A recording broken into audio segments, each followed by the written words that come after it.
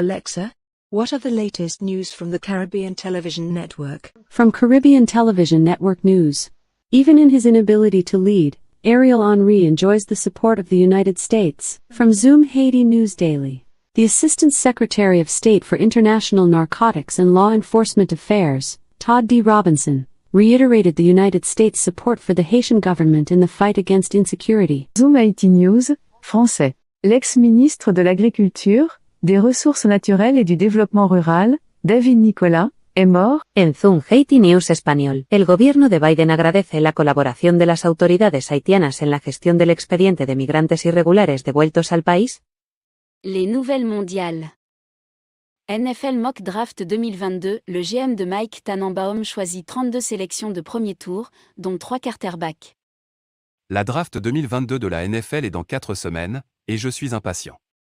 À l'heure actuelle, 24 équipes auront la possibilité d'ajouter au moins un joueur d'impact au premier tour, 8 équipes n'ont plus de sélection de premier tour, et si la classe de cette année n'a peut-être pas beaucoup de quarterbacks sûrs, elle a certainement beaucoup de perspectives de changement de jeu. En tant qu'ancien directeur général et dirigeant de la NFL, j'ai connu le processus de sélection, de la constitution d'un grand tableau à la présentation des choix. Il est déjà assez difficile de gérer les choix d'une équipe.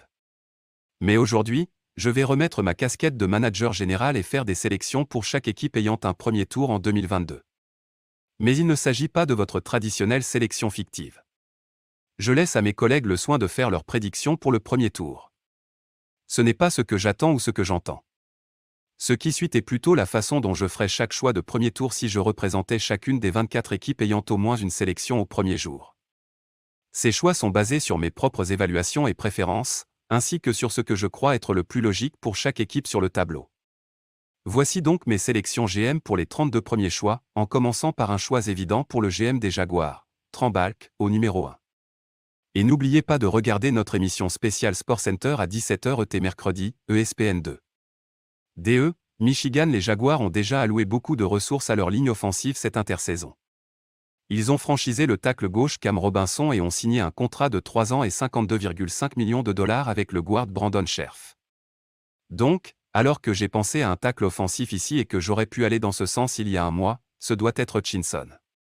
Il a eu 66 pressions en 2021, et il peut être un changeur de culture pour Jacksonville pour les années à venir. Quelle est la prochaine étape pour Deshaun Watson et les Cleveland Browns? Et qu'en est-il de Baker Mayfield? Le commissaire de la NFL, Roger Goodell, a rencontré les journalistes à Palm Beach, en Floride, mardi et a abordé les derniers développements concernant le quarterback Deshaun Watson. Watson, que les Houston Texans ont échangé contre les Cleveland Browns il y a près de 2 semaines, va reprendre sa carrière en NFL après avoir passé 2021 sur la touche tout en faisant face à 22 procès civils alléguant une agression sexuelle et une conduite inappropriée lors de séances de massage. Watson n'a pas été inculpé au pénal par 2 grands jurys distincts au Texas. La NFL doit maintenant décider de la suite des événements. Watson pourrait être suspendu en vertu de sa politique de conduite personnelle. Nos équipes y travaillent. De toute évidence, il s'agit d'accusations sérieuses, donc nous examinons cela sérieusement, a déclaré Goodell. Nous avons maintenant au moins des résolutions du côté criminel de cela. Évidemment, il y a encore des accusations civiles qui sont toujours en cours. Donc, nos enquêteurs auront, je l'espère, un meilleur accès aux informations. Et cela sera évidemment utile pour arriver à la conclusion de quels sont les faits et a-t-il eu une violation de la politique de conduite personnelle. Mais cette détermination sera faite par un officier disciplinaire conjoint qui a été établi par la NFLA et la NFL. Il n'y a pas de délai pour cela. Pour sa part, Watson a déclaré vendredi qu'il se concentrait sur la clarification de son nom. Je n'ai jamais agressé, je n'ai jamais manqué de respect et je n'ai jamais harcelé aucune femme dans ma vie, a déclaré Watson, qui a indiqué qu'il continuerait à se battre contre les poursuites civiles. Ce n'est pas mon intention, a déclaré Watson, lorsqu'on lui a demandé s'il envisagerait un règlement à l'amiable. Voici ce qu'il faut savoir sur l'avenir de Watson sur et en dehors du terrain alors que les poursuites judiciaires progressent, que la NFL poursuit son enquête et que les Browns cherchent à préparer la saison 2022. Quelle est la suite des événements pour Watson concernant les 22 procès? Deshaun Watson a été présenté par les Cleveland Browns vendredi. L'ancien quarterback des Houston Texans fait face à 22 poursuites civiles pour agression sexuelle et comportement inapproprié lors de séances de massage. Les 5 choses les plus importantes à surveiller au tournoi amateur féminin d'Augusta National. 3 ans se sont écoulés depuis que Jennifer Kupcho a frappé le premier coup de départ de l'Augusta National Women's Amateur inaugural. 3 jours après son coup de départ historique, Kupcho a de nouveau écrit l'histoire. En réalisant un putt de 20 pieds pour birdie sur le 18e trou d'Augusta National, Kupcho a remporté l'événement inaugural, devançant Maria Fassi. Devant des milliers de spectateurs, la semaine précédant le tournoi des Masters 2019, remporté par Tiger Woods, Kupcho et les autres femmes du champ sont entrées dans l'histoire en tant que premier groupe de femmes à jouer un tournoi sur le célèbre parcours. Aujourd'hui, 3 ans plus tard, la 3e édition de l'Augusta National Women's Amateur a lieu avec 72 des meilleures femmes amateurs de 23 pays qui s'affrontent sur 54 trous en stroke play. Les 36 premiers trous seront joués au champion retrait à Golf Club, après quoi les 30 premières joueuses seront départagées. L'ensemble des 72 joueurs disputeront un tour d'entraînement à l'Augusta National Golf Club le vendredi avant que les 30 meilleurs joueurs ne participent au tour final le samedi. Si les éditions 2019 et 2021, Covid-19 a forcé le report de l'événement 2020, de l'envoi sont une indication de ce à quoi il faut s'attendre cette semaine à Augusta, c'est qu'il faut s'attendre à l'inattendu et ne pas compter sur aucune des femmes jusqu'au dernier putt. Voici 5 choses à surveiller cette semaine. Les démons d'Icon de retour pour une nouvelle victoire cette année. 35 universités sont représentées sur le terrain de l'envoi. On pourrait croire que tous les regards sont tournés vers Stanford, qui mène la danse avec 5 joueuses actuelles et une future joueuse engagée, dont la numéro 1 mondiale Rose Zhang et la numéro 3 Rachel Ek. Mais si l'histoire nous dit quelque chose, c'est que nous devrions prêter attention à Wake Forest. En 2019, l'ancienne star de Wake Forest, Kupcho, a illustré ce que les démons d'Icon pouvaient faire sur une grande scène comme Augusta. Les cas de mélanome dans le monde devraient augmenter fortement d'ici 2040. L'incidence du cancer de la peau le plus grave pourrait augmenter fortement dans le monde d'ici 2040. Mais les Australiens courent-ils un plus grand risque? L'incidence du mélanome devrait augmenter avec le vieillissement de la population mondiale, mais les taux de survie pourraient s'améliorer.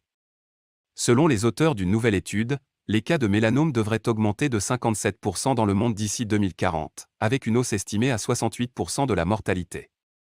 En 2020, on estime à 325 000 le nombre de personnes diagnostiquées avec un mélanome et à 50 000 le nombre de décès dus à cette maladie dans le monde, selon un article publié ce mois-ci dans JAMA Dermatologie.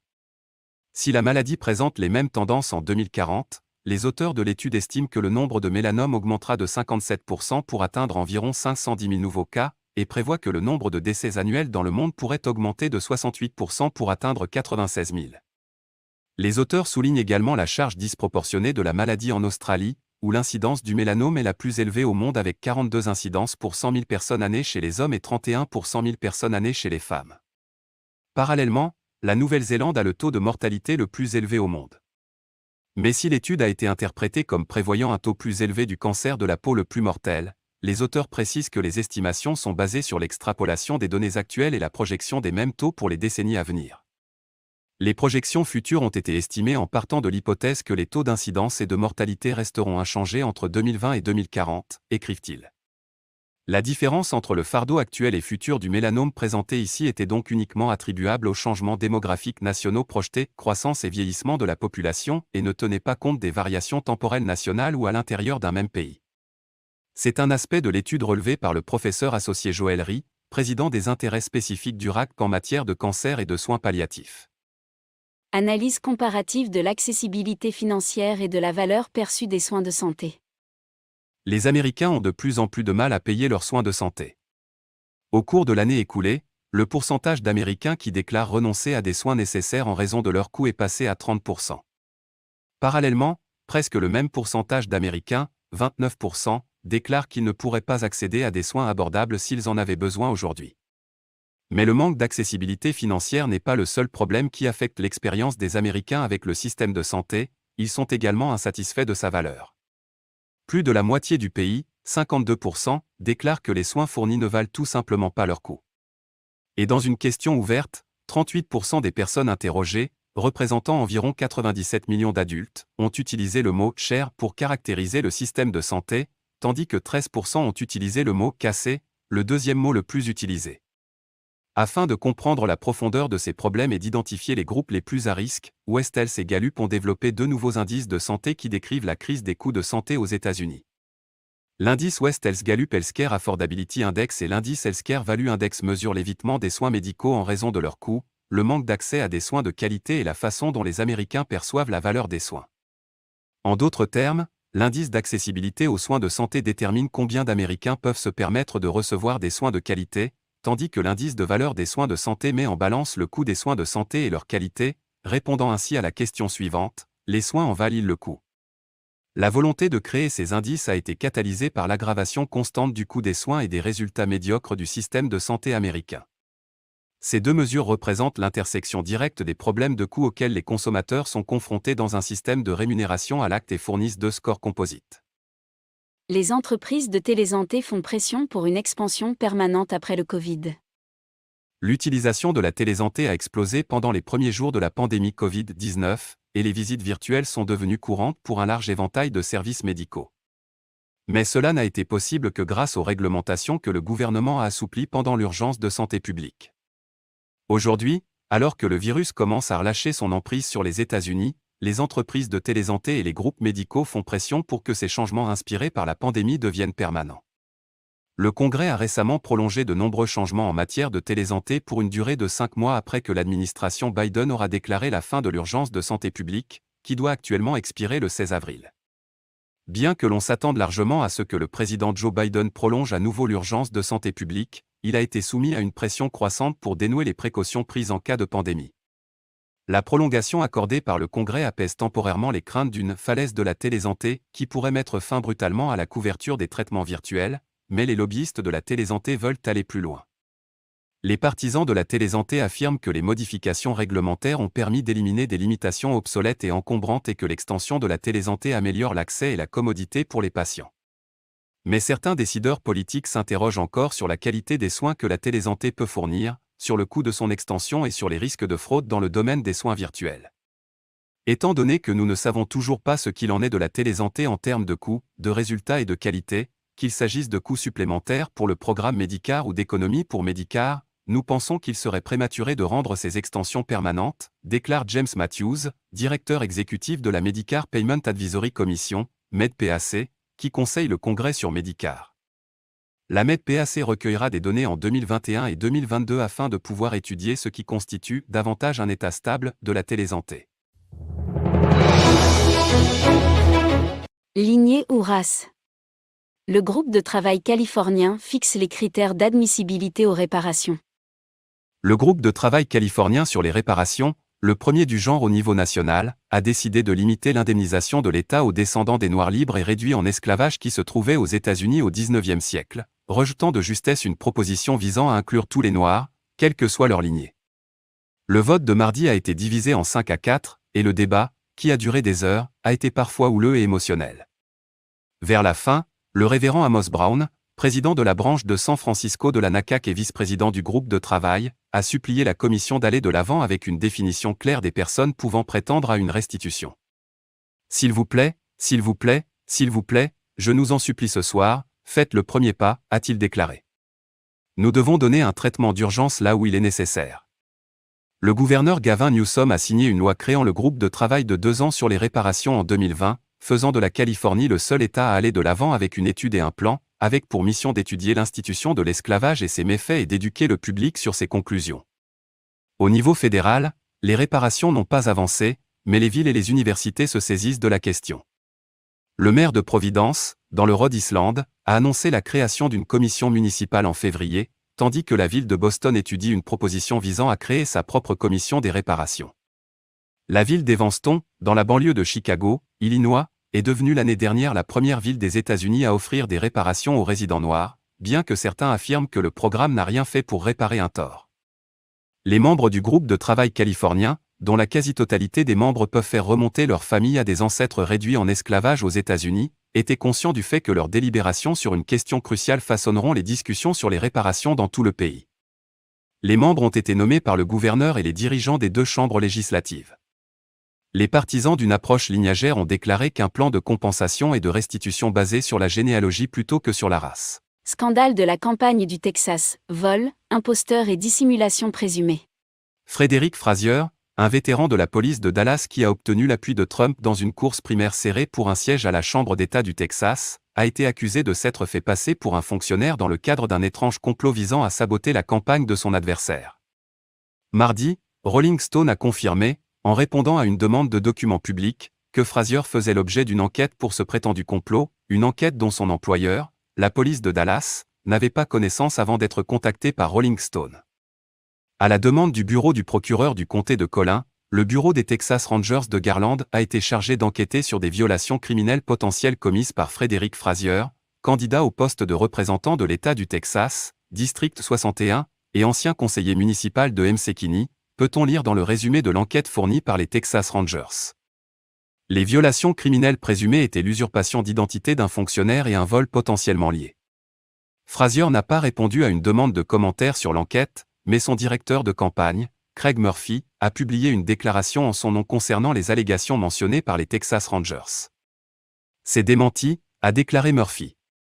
Monsieur Murphy a poursuivi en insistant, comme Monsieur Frazier l'a fait dans le passé, sur le fait que l'adversaire de Monsieur Frazier, Paul Chabot, a l'habitude de fabriquer des controverses politiques, et que ces affirmations selon lesquelles Monsieur Frazier se fait passer pour un inspecteur du code afin d'escroquer les entreprises locales pour qu'elles enlèvent les panneaux de campagne de Monsieur Chabot, quand il ne les enlève pas lui-même, ne sont qu'un autre mauvais tour. La campagne de Chabot, et une foule de preuves circonstancielles qui, comme nous le savons maintenant, ont déclenché une enquête sur Frazier, suggèrent le contraire. La saga a commencé, comme c'est si souvent le cas dans la vie américaine, lorsque quelqu'un a voulu parler au directeur. À la fin de l'automne dernier, un homme portant un t-shirt de la ville de Mykhailo et conduisant une camionnette blanche s'est approché d'un Walmart local. L'instabilité menace au Pakistan alors que Khan et l'armée s'affrontent. Lorsque le Premier ministre pakistanais Imran Khan a publié une photo d'un déjeuner avec Bill Gates le mois dernier, les utilisateurs des médias sociaux ont remarqué quelque chose d'étrange. La table ronde comptait 13 sièges, mais seulement une douzaine d'hommes. L'espace vacant contenait une silhouette fantomatique qui semblait converser avec d'autres personnes autour de lui, ce qui a soulevé des questions quant à savoir si l'image avait été trafiquée. Peu après, les médias locaux ont rapporté que le nouveau chef des services d'espionnage du pays, le général de corps d'armée Nadim Anjom, avait été effacé de la photo. Le drame a commencé 4 mois plus tôt, lorsque le chef de l'armée Qamar Javed Badwa a nommé Anjom à la tête de l'Inter-Service Intelligence, ou ISI, qui supervise la sécurité intérieure du Pakistan. Khan a ensuite retardé cette nomination et a publiquement exprimé son soutien au général Faiz Hamid, largement considéré comme son allié, pour qu'il reste en poste. Après une impasse de plusieurs semaines, le chef de l'armée est parvenu à ses fins. Les dirigeants civils du Pakistan sont depuis longtemps en conflit avec les militaires, qui ont dirigé le pays pendant la moitié de son histoire. Pourtant, on a reproché à Khan d'être trop proche de l'armée depuis qu'il a promis de superviser un nouveau Pakistan débarrassé de la corruption et du favoritisme après sa victoire électorale de 2018. Sa relation avec Hamid a fait l'objet d'un examen particulier. Alors que la loi stipule que le Premier ministre nomme le chef de l'ISI sur recommandation de l'armée, l'opposition a mis en doute les motivations de Khan. Nawaz Sharif, 3 fois Premier ministre, a accusé Hamid d'avoir orchestré son éviction pour corruption en 2017 et d'avoir fait basculer les élections un an plus tard. Les propres actions de Khan n'ont pas aidé. En plus de chercher à garder Hamid à l'ISI, le Premier ministre a brisé les tabous en mentionnant une discussion privée avec le chef de l'armée lors d'un rassemblement public, contrecarrant les propres affirmations de l'armée. Guerre Russie-Ukraine, ce que l'on sait au 36e jour de l'invasion russe. Le ministère russe de la Défense a annoncé jeudi un cessez-le-feu local pour permettre l'évacuation des civils de la ville portuaire ukrainienne assiégée de Mariupol, selon l'agence France-Presse. Un corridor humanitaire reliant Mariupol à Zaporizhia, via le port de Berdiansk contrôlé par la Russie, sera ouvert à partir de 10h, 7h GMT, a indiqué le ministère mercredi. Le président ukrainien Volodymyr Zelensky a averti que la Russie rassemblait ses forces en vue d'une grande offensive dans la région orientale de Donbass. Il a déclaré que l'Ukraine y était préparée et a ajouté que tout retrait des troupes russes des environs de Kiev avait été forcé par la résistance acharnée des troupes ukrainiennes. La Russie et l'Ukraine reprendront les pourparlers de paix en ligne le vendredi 1er avril. Un haut responsable ukrainien a déclaré que les dirigeants des deux pays, Vladimir Poutine et Volodymyr Zelensky, pourraient se rencontrer bientôt, mais le Kremlin a minimisé les espoirs d'une percée rapide. Le président ukrainien a déclaré lors d'une allocution télévisée à la nation mercredi que, pour le moment, il n'y a que des mots, rien de concret. M. Zelensky a déclaré s'être entretenu avec Joe Biden pendant 1 heure au cours d'une autre journée diplomatique très active, remerciant le président américain pour l'octroi d'une nouvelle aide humanitaire d'1 milliard de dollars et d'un soutien budgétaire direct supplémentaire de 500 millions de dollars. M. Zelensky a déclaré « Le soutien des États-Unis est vital pour nous. Et maintenant, il est particulièrement important de tendre la main à l'Ukraine, de montrer toute la puissance du monde démocratique. Les bombardements russes se sont poursuivis mercredi, bien que Moscou ait déclaré mardi qu'elle allait réduire ses attaques autour de Kiev et de la ville de Tchernihiv, dans le nord du pays. Toutefois, selon des rapports citant le Pentagone, les forces russes s'éloignent de la centrale nucléaire de Tchernobyl. Des responsables du Royaume-Uni, des États-Unis et de l'Union européenne affirment que Poutine a été induit en erreur sur les performances militaires de la Russie. Poutine a reçu des informations erronées sur la situation de la Russie et sur l'impact des sanctions sur le pays, car certains de ses proches ont peur. Pour l'Inde, la guerre de la Russie contre l'Ukraine pourrait être un cadeau. Lorsque la Russie a lancé sa guerre à grande échelle contre l'Ukraine, l'Inde a d'abord semblé coincée dans un coin peu enviable. S'étant rapprochée de l'Occident au cours des dernières années pour se prémunir contre son principal adversaire, la Chine, New Delhi aurait dû s'aligner sur Washington et ses alliés dans ce conflit. Pourtant, l'Inde a été réticente à condamner la Russie, dont elle reste totalement dépendante pour la grande majorité de ses équipements militaires. Dans le même temps, il existe en Inde un profond réservoir de bonne volonté à l'égard de la Russie en tant que partenaire depuis les années 1950, lorsque Moscou soutenait New Delhi alors que les puissances occidentales s'alignaient sur Islamabad. Alors que les liens de l'Inde avec l'Occident se sont rapidement développés au cours des 2 dernières décennies, l'empathie pour la Russie a perduré. Il n'est donc guère surprenant que l'Inde se soit abstenue sur toutes les résolutions du Conseil de sécurité et de l'Assemblée générale des Nations unies censurant l'invasion russe. Le fait que l'Inde se soit retrouvée du même côté que la Chine sur cette question est un effet paradoxal de la guerre en Ukraine. Maintenant, il semble que la guerre puisse en fait être un cadeau pour New Delhi. Washington a mis en sourdine ses critiques, il sait que New Delhi est nécessaire en tant que partenaire contre Pékin et comprend que la dépendance de l'Inde à l'égard du matériel militaire russe l'oblige à jouer franc jeu avec Moscou. Tout comme la Chine, l'Inde, dont les ressources sont limitées, a également profité de la crise pour s'emparer du pétrole russe bon marché, qu'elle achète avec une forte décote par rapport au prix du marché, les clients occidentaux boudant de plus en plus les livraisons russes.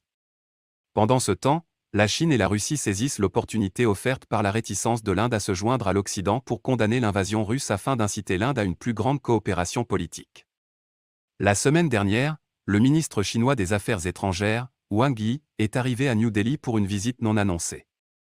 Ce jeudi, le ministre russe des Affaires étrangères, Sergueï Lavrov, devrait lui aussi arriver en Inde. Pékin et Moscou espèrent peut-être attirer New Delhi dans une nouvelle coalition asiatique anti-occidentale. Comment l'Ukrainien Mykhailo Fedorov mène une guerre numérique. Xi a longtemps tenté de se tenir à l'écart de la géopolitique, d'autant que la Chine maintient un penchant pro-Kremlin pendant la guerre en Ukraine. Mais l'entreprise a réagi en quelques heures, proposant de tenter de bloquer les vols de drones en installant une géoffense dans tout le pays. Avec un seul tweet provocateur, Fedorov a remporté une nouvelle victoire. Après ces attaques, vous auriez un sentiment croissant et brûlant d'injustice et un sentiment de juste préservation de vous-même, de votre nation et de votre liberté, a-t-il déclaré par l'intermédiaire d'un interprète lors d'une interview exclusive Zoom avec le Washington Post. Ce sentiment sera quelque chose qui vous poussera à vous battre pour votre existence même en tant que nation. Grâce à ses manœuvres en ligne astucieuses, le vice-premier ministre est devenu l'un des dirigeants les plus visibles de l'Ukraine, un savant numérique qui mobilise des entreprises technologiques mondiales et des ressources locales dans un conflit qu'il a commencé à appeler « Première cyberguerre mondiale ». Grâce à son bureau, l'Ukraine peut se targuer d'une formidable offensive en ligne, alors même que ses forces se défendent sur le terrain. Mais alors que M. Fedorov s'est rendu célèbre en utilisant son Twitter comme un canon pour faire pression sur Apple, Facebook et d'autres entreprises afin de mettre en place un blocus numérique contre la Russie, ces tactiques évoluent maintenant vers une solide offensive en coulisses alors que la guerre entre dans son 2e mois. Ces dernières semaines, son ministère s'est lancé dans une vaste campagne de sensibilisation, envoyant plus de 4000 demandes à des entreprises, des gouvernements et d'autres organisations, chacune étant personnellement signée par M. Fedorov. Son bureau est en contact avec des milliers de PDG de petites entreprises, a-t-il précisé. Et alors que les entreprises américaines prennent des mesures pour limiter leurs activités en Russie sous la pression de l'opinion publique et des sanctions, l'équipe de M. Fedorov se concentre sur un allié improbable, les grandes entreprises chinoises, telles que Xi et Alipay, le meilleur espoir de la Russie pour atténuer l'impact des sanctions économiques générales imposées par l'Occident. La guerre en Ukraine est une opportunité pour l'Europe de se réformer. Protéger l'indépendance de l'Ukraine contre l'agression non provoquée de la Russie de Vladimir Poutine est la cause commune des démocraties occidentales. Pour les pays européens, cet effort consiste principalement en un soutien militaire à l'Ukraine, une aide aux réfugiés, des sanctions contre Moscou et des plans visant à réduire la dépendance énergétique de l'UE vis-à-vis de la Russie. Jusqu'à présent, les Européens ont fait preuve d'une fermeté et d'une rapidité de décision admirable, mais il y a un domaine, touchant à des questions sensibles plus proches de nous, qui nécessite une attention particulière.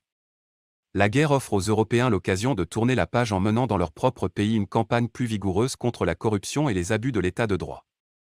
Tout autant qu'un programme de réarmement, cela rendrait les démocraties européennes plus résistantes dans ce qui s'annonce non seulement comme une guerre pour l'Ukraine, mais aussi comme une lutte à plus long terme contre une Russie abrasive et anti-occidentale. Les coûts économiques élevés de ce conflit sont déjà visibles.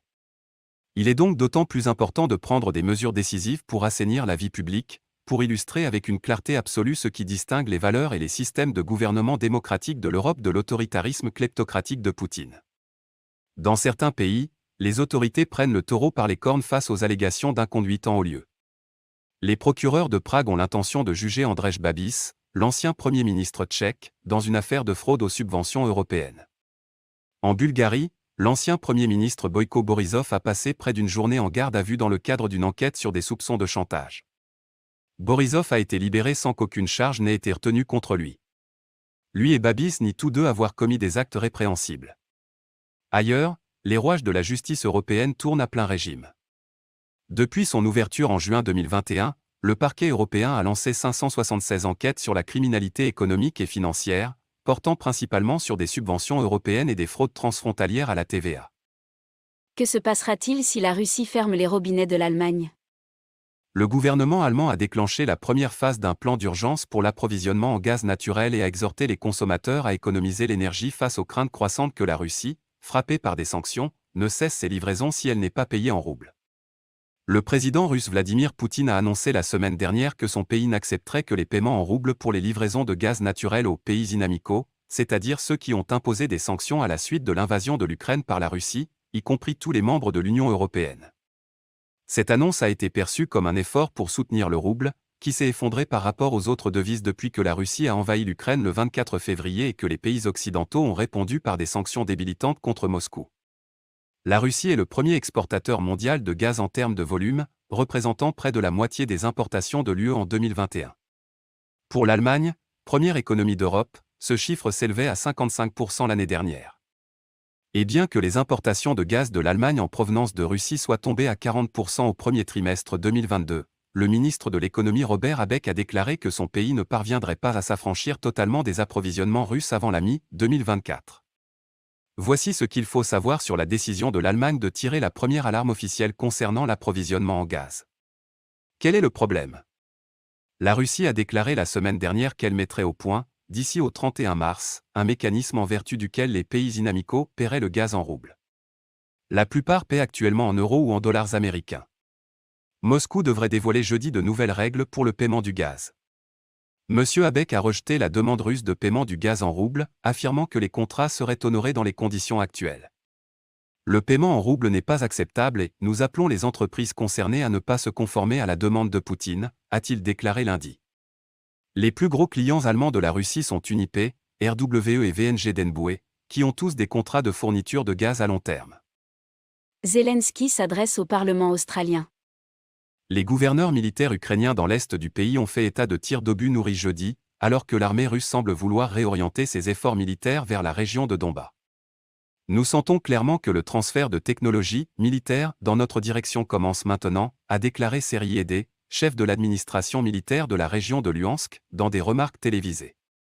Et à mesure que le matériel et le personnel sont remis, nos ennemis tirent simplement de manière plus dense, plus puissante. Tout est déjà impliqué ici, avions, artillerie, armes de gros calibre, mortiers, toutes les colonies sont bombardées, a-t-il déclaré. Par ailleurs, Pavlo Kyrylenko, chef de l'administration militaire de la région de Donetsk, a déclaré sur Telegram que les forces russes ont poursuivi cette nuit leur bombardement dans la partie centrale de la région. À Mariinka, Krasnohorivka et Novomykhailivka, l'ennemi a de nouveau utilisé des obus au phosphore blanc, a-t-il déclaré, faisant référence à des munitions qui sont soit interdites, soit circonscrites par le droit international dans les zones peuplées. 11 civils blessés de la communauté de Mariinka, dont 4 enfants, ont été transportés à l'hôpital municipal de Kurakiv. Évacuation planifiée, les responsables ukrainiens et russes ont annoncé qu'une évacuation majeure était prévue jeudi de la ville assiégée de Mariupol, dans le sud-est de l'Ukraine. Aidé, l'administrateur régional de Luhansk a déclaré que des efforts avaient également été entrepris pour évacuer les civils des petites villes de sa région, même sans de tels accords avec la partie russe. Notre évacuation se poursuit chaque jour sans les soi-disant couloirs humanitaires, a-t-il déclaré. Nous ne faisons pas vraiment confiance aux ordres, terme ukrainien péjoratif pour désigner les troupes russes, et deuxièmement, ils ne sont pas vraiment d'accord avec ces corridors. Il serait très important pour nous d'évacuer les personnes de Rubin et Popasna, les colonies qui sont sous le feu maximum. Les pourparlers Ukraine-Russie offrent une lueur d'espoir au cours de la 5e semaine de guerre. La 5e semaine de la guerre russe en Ukraine a été marquée par quelques succès ukrainiens autour de Kiev et par une réorientation russe visant à libérer la région orientale de Donbass, ce qui laisse penser que Moscou renonce à un changement de régime et se concentre sur les gains territoriaux en vue d'un règlement. La semaine a également donné un aperçu de ce à quoi ce règlement pourrait ressembler.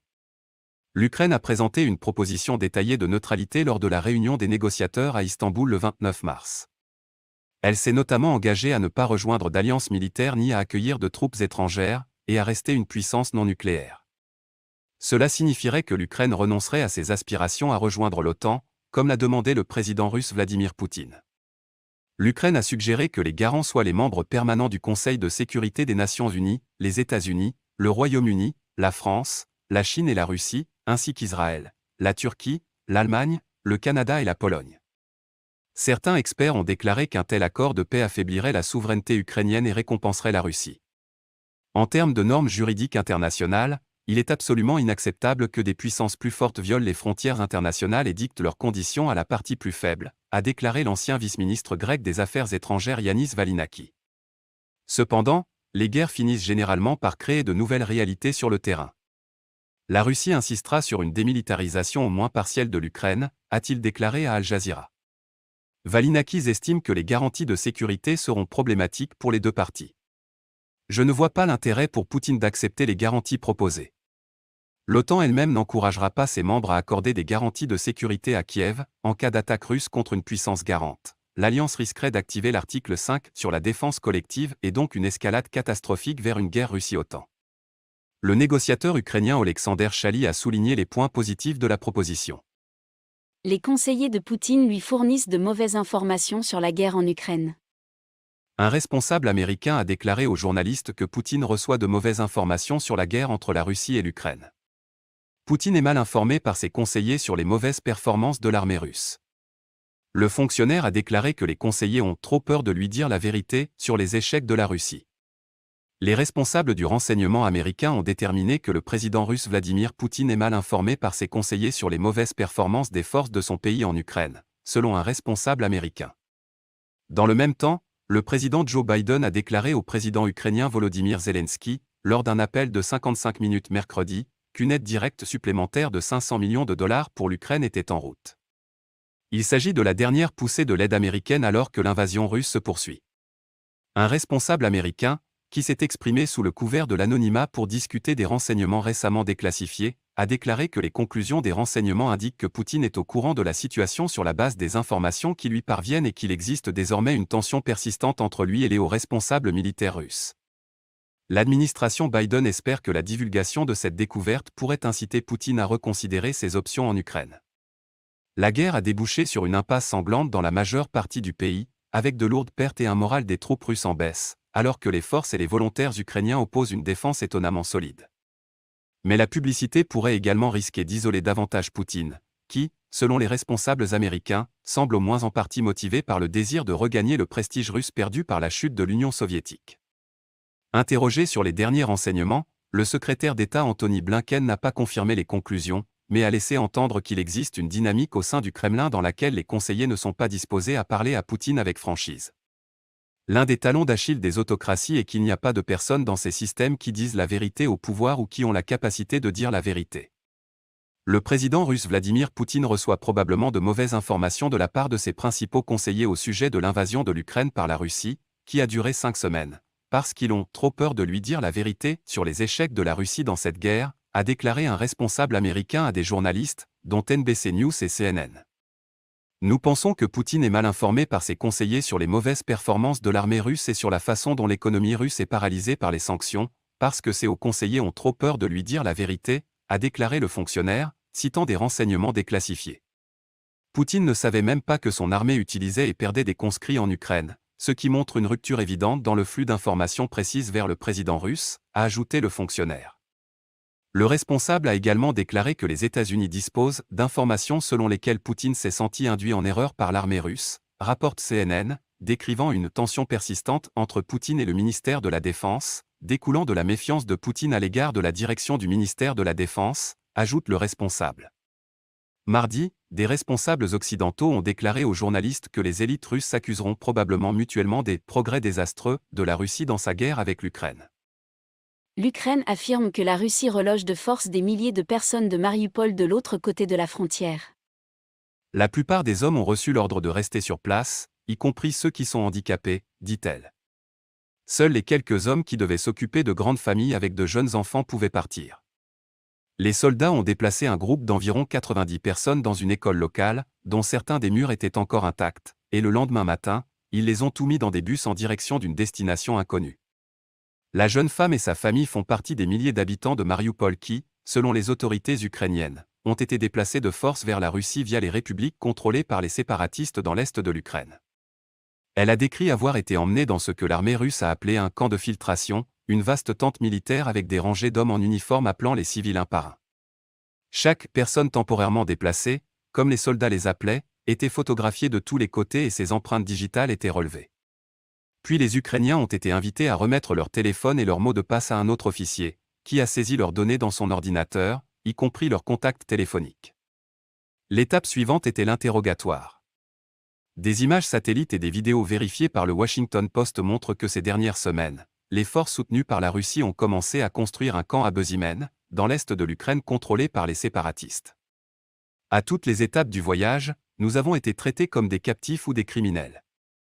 J'avais l'impression d'être un sac de pommes de terre ballotté dans tous les sens, a déclaré la femme, qui s'est exprimée sous couvert d'anonymat pour des raisons de sécurité concernant un parent en Russie. Vous n'avez aucune volonté. Comment pouvez-vous résister à cela? Même si vous avez une chance de vous échapper, tout ce qui est autour est détruit, et il n'y a nulle part où se cacher. Après que les Russes ont commencé à bombarder sa banlieue de Mariupol dans les premiers jours de l'invasion, la jeune femme et sa famille se sont réfugiées dans un bunker souterrain.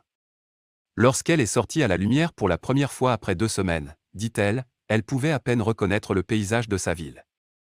Des combats féroces pour Izium, la ville qui ressemble à un enfer pour les soldats russes.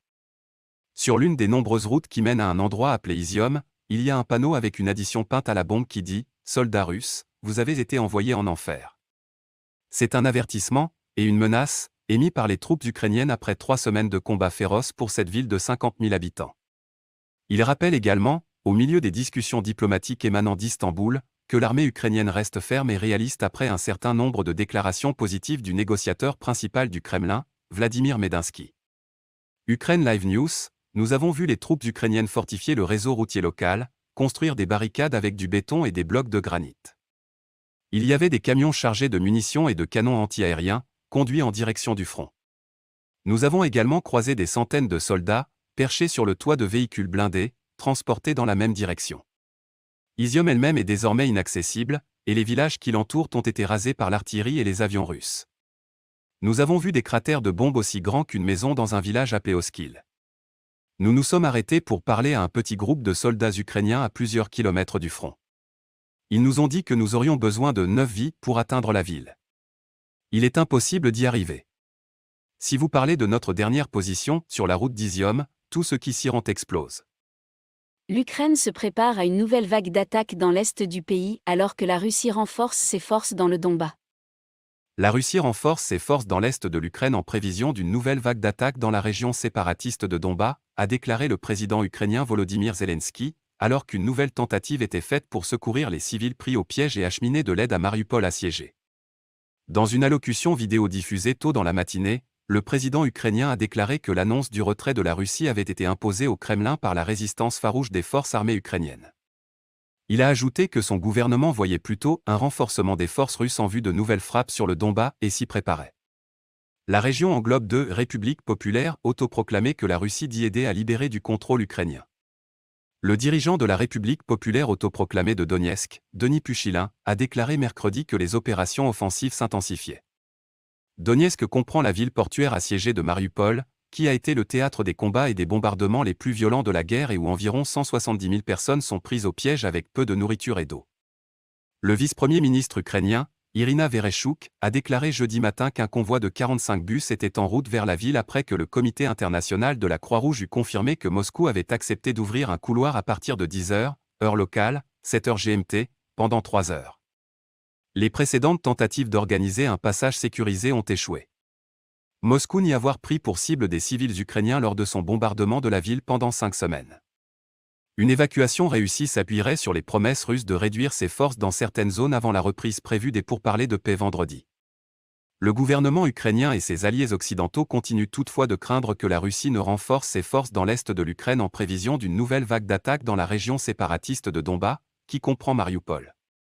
Malgré les déclarations de retrait, les forces russes ont continué à bombarder la ville de Tchernihiv, dans le nord du pays, et certains quartiers de la capitale, Kiev. Pourquoi l'armée russe s'enlise dans la logistique en Ukraine? Après des semaines de peu de succès, si ce n'est dans le sud-est de l'Ukraine, malgré des bombardements incessants et des milliers de victimes militaires et civiles, Moscou a déclaré mardi, lors des négociations de paix, qu'elle allait réduire considérablement l'activité militaire dans le nord du pays, près de Kiev et de Tchernihiv. Après une résistance ukrainienne étonnamment féroce, nous pouvons soupçonner que les Russes n'ont pas correctement organisé la logistique nécessaire à un plan B efficace, qui consistait à mener un combat réel et sérieux dans ce qui est le plus grand pays d'Europe en dehors de la Russie, a déclaré Michael Kaufman, directeur des études sur la Russie au CNA, un groupe de réflexion basé en Virginie. La Russie préfère déplacer ses troupes et son matériel par voie ferrée, ce qu'elle fait actuellement dans le sud-est après avoir pris Kherson et Mélitopol et sécurisé un passage sur le fleuve Dnipr. Mais elle ne contrôle pas les nœuds ferroviaires tels que Tchernihiv dans le nord, et comme le sol est humide et boueux, les véhicules russes doivent rester sur les routes. Le camionnage prend beaucoup de temps, a déclaré Kaufman, et la tyrannie de la distance devient vraiment difficile parce qu'il essaie de pousser une grande force sur des routes assez étroites. Et il ne s'agit pas d'un seul voyage. Les camions de ravitaillement et autres véhicules de soutien doivent constamment faire la navette. À quoi peut ressembler une formation russe? Les armes et les combattants d'une invasion terrestre ne feraient pas long feu sans le soutien des mécaniciens, des médecins, des ingénieurs et des chauffeurs de camions. L'Ukraine s'attend à une attaque russe dans l'Est après que les envahisseurs aient été repoussés près de Kiev. L'Ukraine se prépare à de nouvelles attaques russes, les troupes russes se retirent de la capitale Kiev, l'impact économique de la guerre se fait sentir, l'approvisionnement en gaz en ligne de mire. Lviv, 31 mars, les forces ukrainiennes se préparent à de nouvelles attaques russes dans la région du sud-est où les canons de Moscou sont désormais entraînés après que son assaut sur la capitale Kiev a été repoussé, a déclaré jeudi le président Volodymyr Zelensky. 5 semaines après le début d'une invasion qui a transformé des villes en terrain vague et créé plus de 4 millions de réfugiés, des responsables américains et européens ont déclaré que le président russe Vladimir Poutine avait été trompé par ses généraux sur les performances désastreuses de l'armée russe. La résistance acharnée des forces ukrainiennes a empêché la Russie de s'emparer de toute ville importante, y compris la capitale Kiev, qu'elle a attaquée avec des colonnes blindées depuis le nord-ouest et l'est. Moscou dit se concentrer désormais sur la libération de la région de Donbas, 2 provinces du sud-est partiellement contrôlées par des séparatistes que la Russie soutient depuis 2014. Dans une allocution vidéo diffusée en début de matinée, M. Zelensky a déclaré que les mouvements des troupes russes loin de Kiev et de la ville septentrionale de Tchernihiv n'étaient pas un retrait mais plutôt la conséquence du travail de nos défenseurs. L'Ukraine observe un renforcement des forces russes en vue de nouvelles frappes sur le Donbas et nous nous y préparons, a-t-il ajouté. Cela inclut Mariupol, autrefois une ville de 400 000 habitants, où la plupart des bâtiments ont été endommagés ou détruits au cours de 4 semaines de bombardements et de sièges russes constants. Un convoi d'autobus ukrainiens s'est dirigé jeudi vers la ville portuaire pour tenter d'atteindre les civils pris au piège, a déclaré le vice-premier ministre Irina Vereshchuk. Les Nations Unies estiment que des milliers de personnes sont mortes dans cette ville, la plupart enterrées dans des tombes non marquées. La semaine dernière, les Ukrainiens ont lancé une contre-offensive, reprenant les banlieues détruites de Kiev et les villes et villages stratégiques du nord-est et du sud-ouest. La Turquie est en tête du peloton des pays candidats à la médiation entre l'Ukraine et la Russie. Parmi les pays candidats à la médiation dans la guerre entre la Russie et l'Ukraine, la Turquie est sortie gagnante, renforçant ainsi la stature de la diplomatie turque, même si, à ce stade, la mise en scène pourrait être bien plus importante que tout résultat concret. Emmanuel Macron poursuit sa série d'appels téléphoniques avec Vladimir Poutine, mais c'est le ministère turc des Affaires étrangères qui semble capable de rapprocher les Ukrainiens et les Russes. C'est une position curieuse. La Turquie, membre de l'OTAN, continue de fournir des armes à l'Ukraine, tout en refusant d'imposer des sanctions à la Russie, et pourtant elle est apparemment suffisamment respectée par les deux parties pour accueillir les discussions de mardi. Les Turcs ont également un sens profond de ce qui peut être en jeu. S'exprimant ce week-end à Doha, Ibrahim Kalin, le conseiller et porte-parole du président turc, Recep Tayyip Erdogan, l'a expliqué clairement, une fois que tout cela sera terminé, il faudra qu'une nouvelle architecture de sécurité émerge au niveau mondial. La manière dont cette architecture de sécurité mondiale sera structurée déterminera le cours des événements pour les décennies à venir. Chaque mesure que nous prenons, chaque geste que nous faisons pour mettre fin à cette guerre aura un impact sur cette nouvelle architecture de sécurité.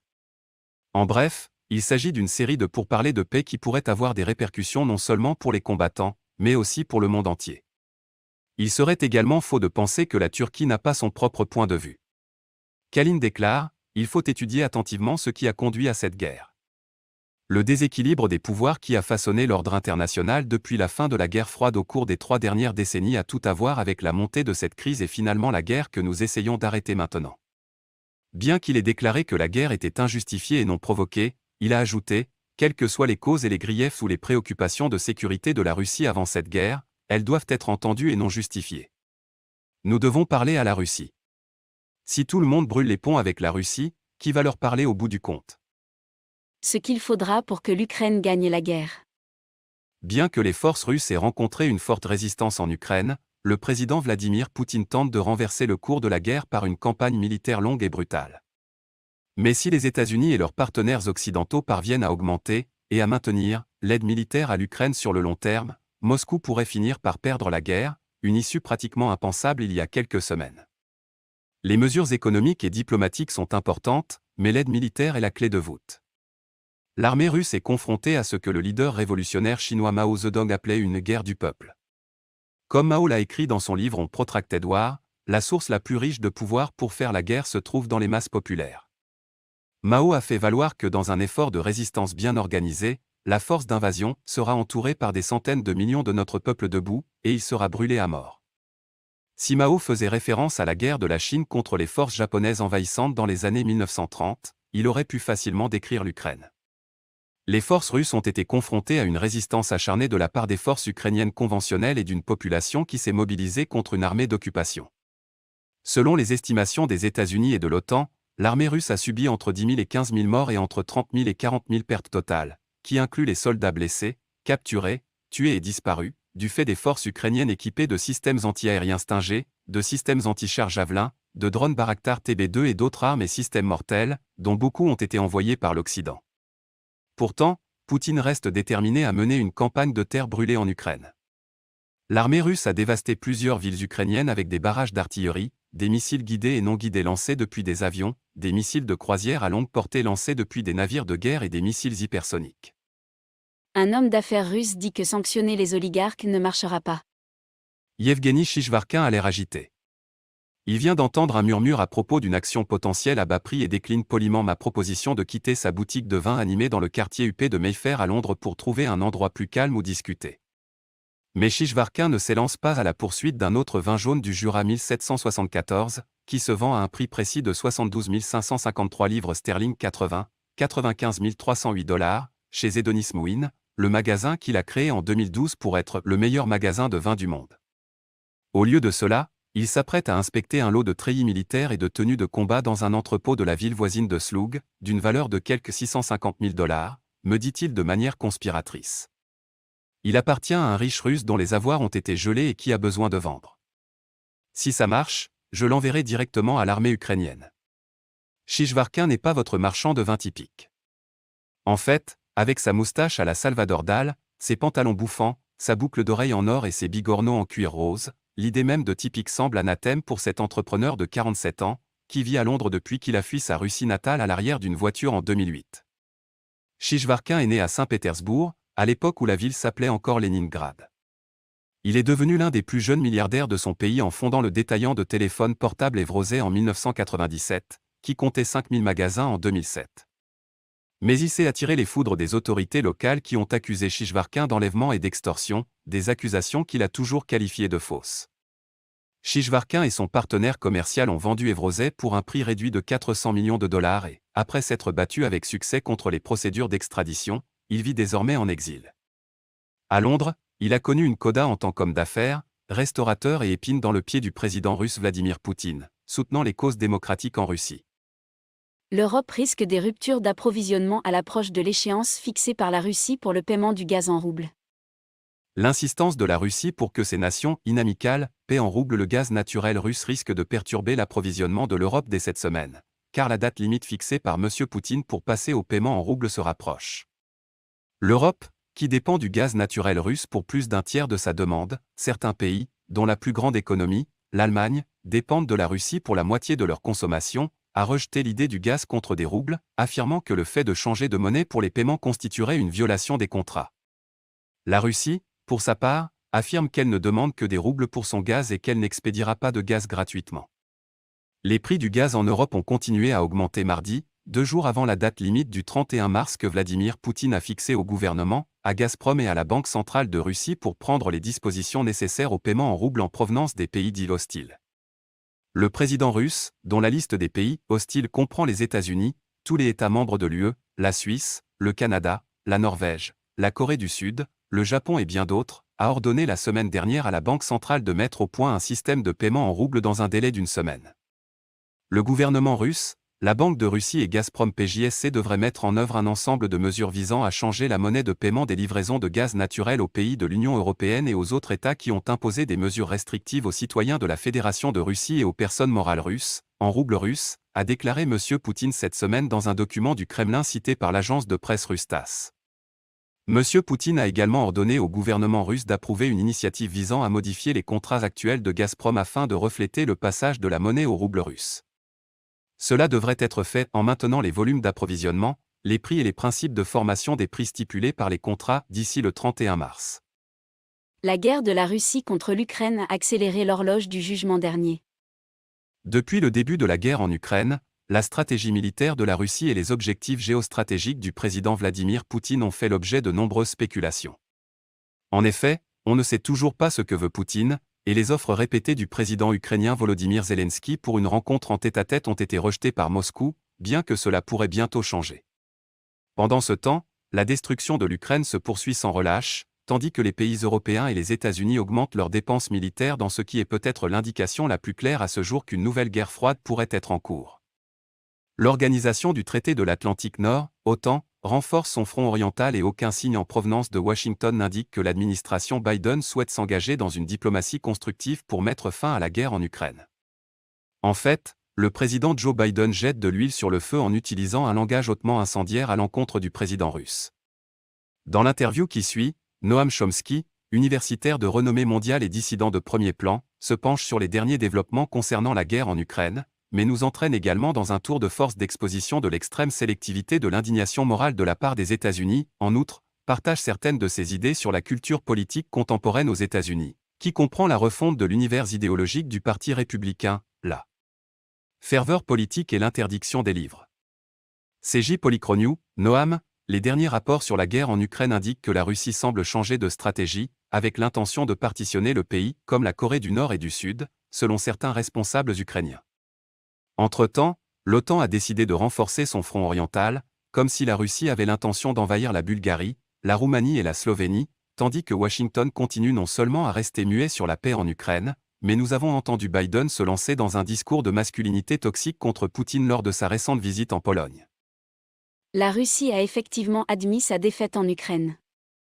Le 25 mars, le ministère russe de la Défense a annoncé que la première phase de l'invasion de l'Ukraine était terminée.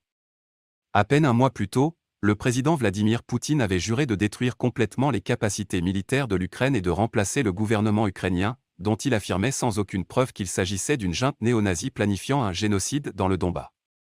À cette fin, le 24 février, l'armée et les forces aéroportées russes ont tenté un assaut éclair sur Kiev et ont lancé simultanément des offensives contre Kharkiv, Sumy, Chernihiv, Kherson, Mélitopol, Mariupol et sur la ligne de contact dans la région de Donbass.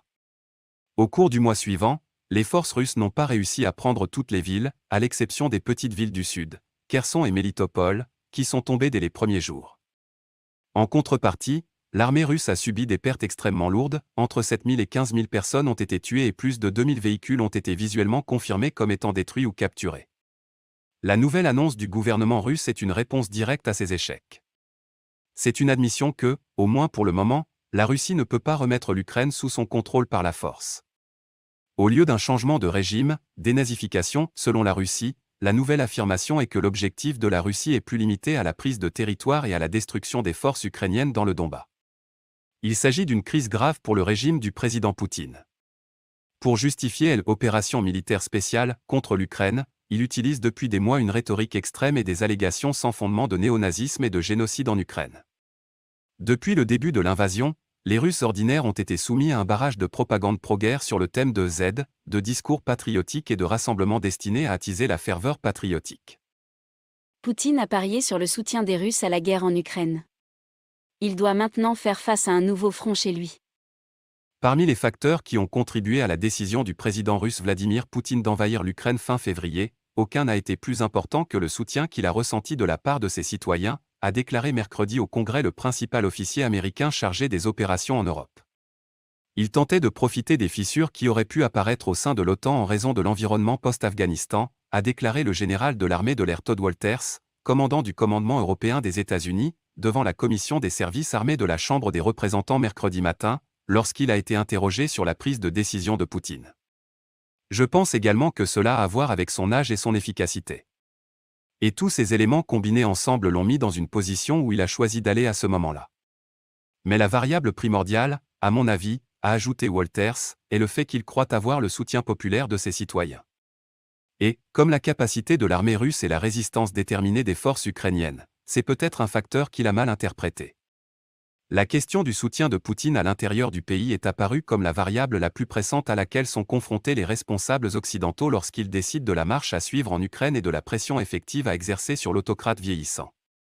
Pour eux, il est devenu aussi important de mettre un terme au conflit dans l'ancien État soviétique que de veiller à ce qu'il ne déborde pas sur une guerre plus vaste, voire sur l'OTAN dans son ensemble. Selon les analystes occidentaux, Poutine jouit depuis longtemps d'un taux d'approbation élevé dans son pays, en partie grâce à la persécution meurtrière de ses adversaires politiques, au contrôle strict des informations accessibles aux citoyens moyens et à une répression sévère des manifestations de dissidence publique. Face à l'énigme de réussir à faire pression sur Poutine, le président Joe Biden et d'autres dirigeants européens ont porté une attention particulière à l'unité des pays de l'OTAN.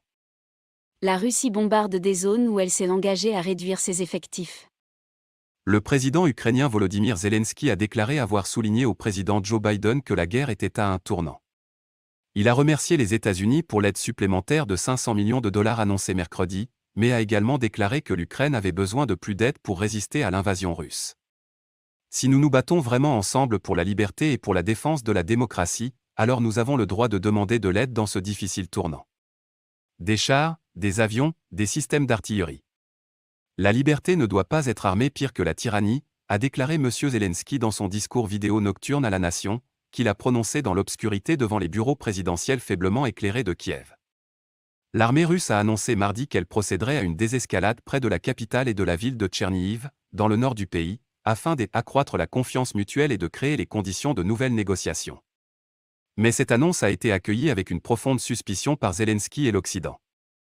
Peu après, des responsables ukrainiens ont signalé que les bombardements russes avaient touché des maisons, des magasins, des bibliothèques et d'autres sites civils à Tchernihiv et dans ses environs, ainsi que dans la banlieue de Kiev. Les troupes russes ont également intensifié leurs attaques sur la région de Donbass à l'est et autour de la ville d'Izium, qui se trouve sur une route clé vers le Donbass, après avoir redéployé des unités d'autres zones, a déclaré la partie ukrainienne. Oleksandr Lomako, secrétaire du conseil municipal de Tchernihiv, a déclaré que l'annonce russe s'est avérée être un mensonge complet. La nuit, ils n'ont pas diminué, mais vice-versa, ils ont augmenté l'intensité de l'action militaire, a déclaré Lomako. 5 semaines après le début de l'invasion qui a fait des milliers de morts des deux côtés, le nombre d'Ukrainiens fuyant le pays a atteint le chiffre stupéfiant de 4 millions, dont la moitié sont des enfants, selon les Nations Unies. Je ne sais pas si nous pouvons encore croire les Russes, a déclaré Nikolai Nazarov, un réfugié ukrainien, en poussant le fauteuil roulant de son père à un poste frontière en Pologne. Les Nouvelles Mondiales.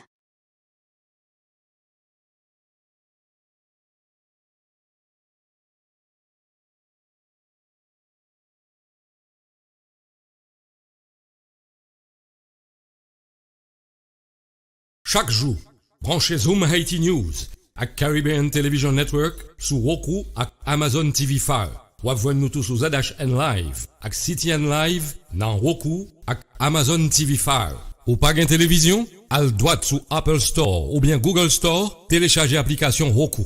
L'on fin télécharger application ça, wap chercher ZHN Live. Wap jwenn même channel ça tout dans Amazon TV Fire. Pas hésiter à abonner à channel YouTube nous. Et puis suivez nous tous sur Facebook, dans Zoom Haïti News à Caribbean Television Network. Vous voulez toujours être informé sur ce qui passe en Haïti tant qu'à l'étranger? Un seul rendez-vous. Zoom Haïti News à Caribbean Television Network.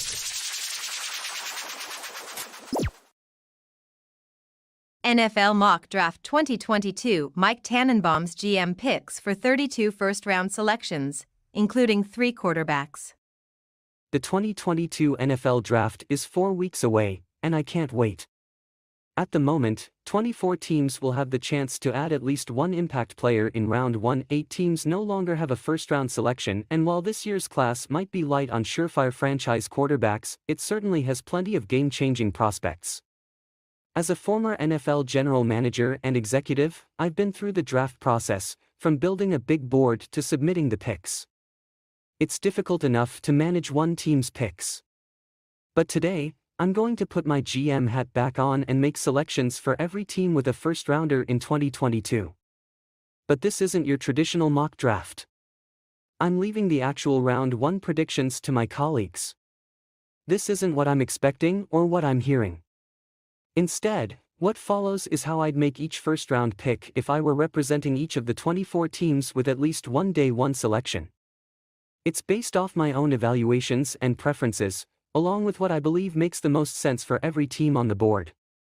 So here are my GM selections for the first 32 picks, starting with a no-brainer for Jaguars GM Trent Baalke at number 1 overall. And be sure to check out our SportsCenter special at 5 p.m. Eastern Time on Wednesday, ESPN2. Michigan. The Jaguars already have allocated a lot of resources to their offensive line this offseason. They franchise-tagged left tackle Cam Robinson and signed guard Brandon Scherff to a 3-year, $52.5 million deal. So while I thought about an offensive tackle here and might have gone that way a month ago, it has to be Hutchinson. He had 66 pressures in 2021, and he can be a culture setter for Jacksonville for years to come. What's next for Deshaun Watson and the Cleveland Browns? And what about Baker Mayfield?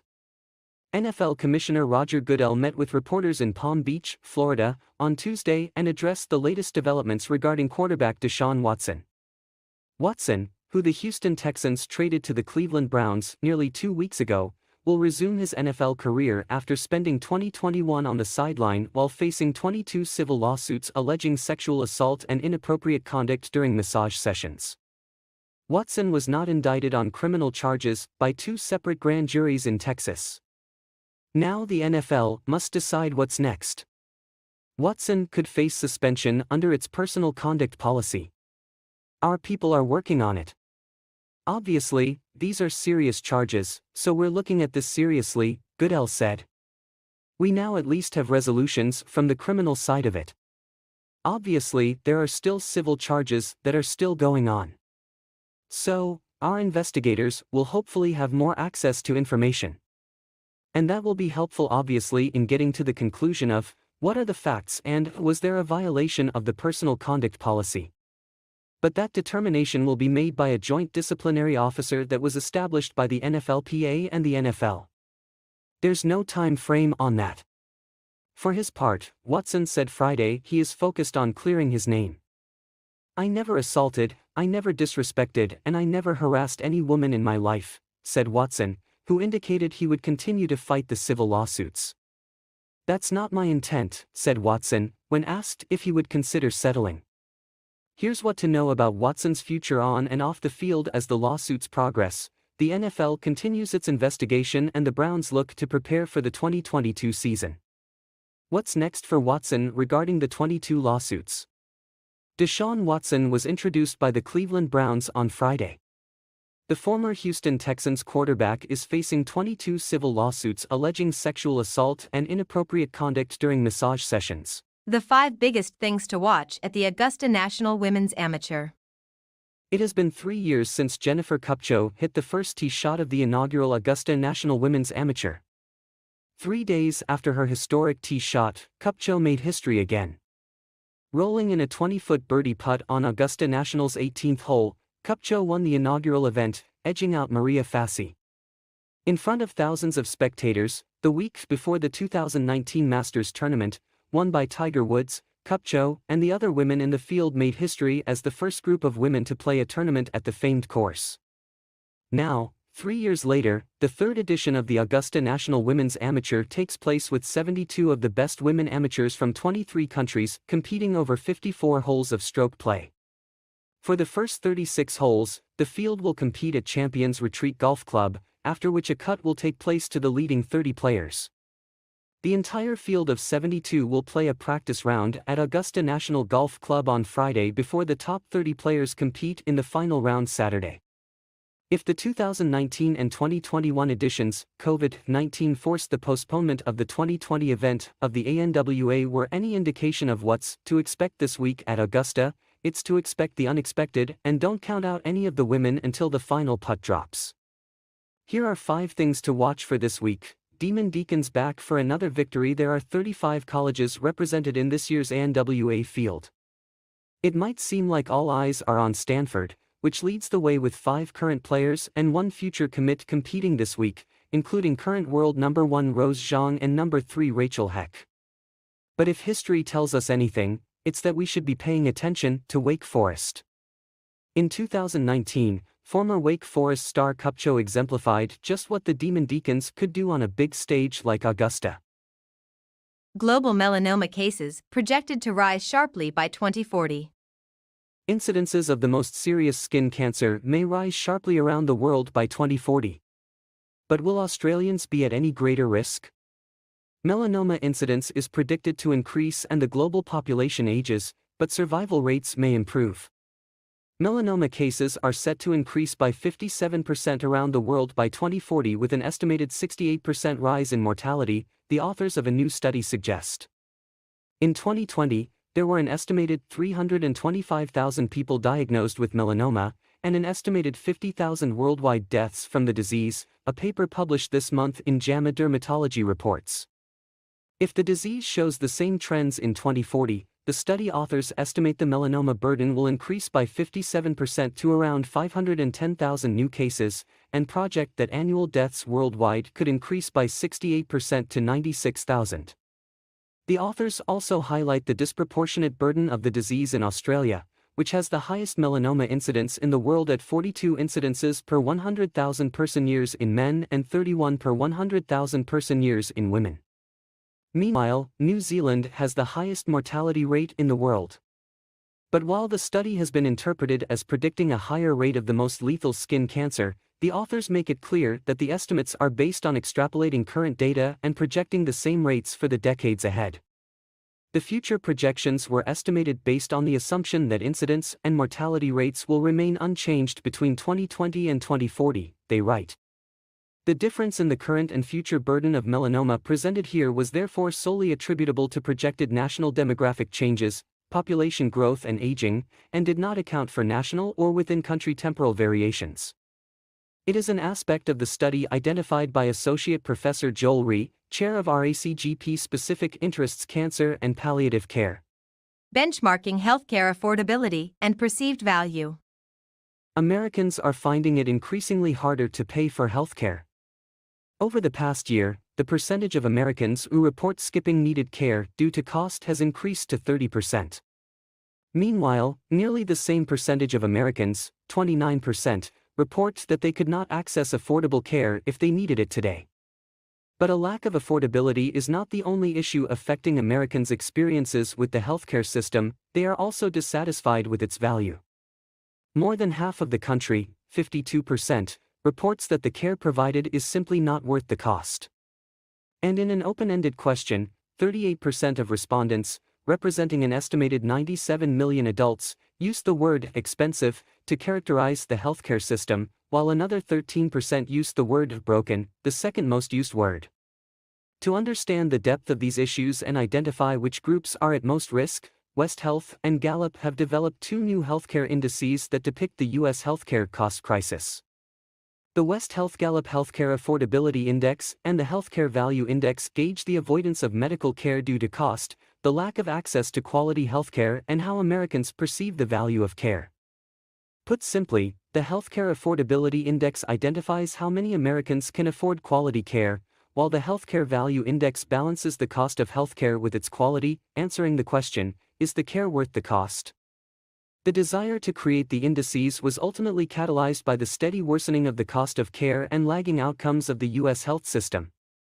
These two metrics represent the direct intersection of the cost challenges consumers face amid a fee-for-service system and provide two composite scores. Telehealth companies push for permanent expansion post-COVID. Telehealth use exploded during the early days of the COVID-19 pandemic, and virtual visits have become common for a wide range of medical services. But this was only possible because of regulations the government relaxed during the public health emergency. Now, as the virus begins to release its grip on the United States, telehealth companies and medical groups are pushing to make these pandemic-inspired changes permanent. Congress recently extended many telehealth changes for 5 months after the Biden administration declares an end to the public health emergency, which is currently scheduled to expire on April 16.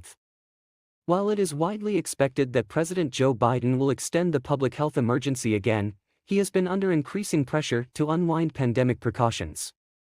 The congressional extension temporarily eases concerns about a telehealth cliff that could abruptly end coverage for virtual treatment, but telehealth lobbyists want to go further.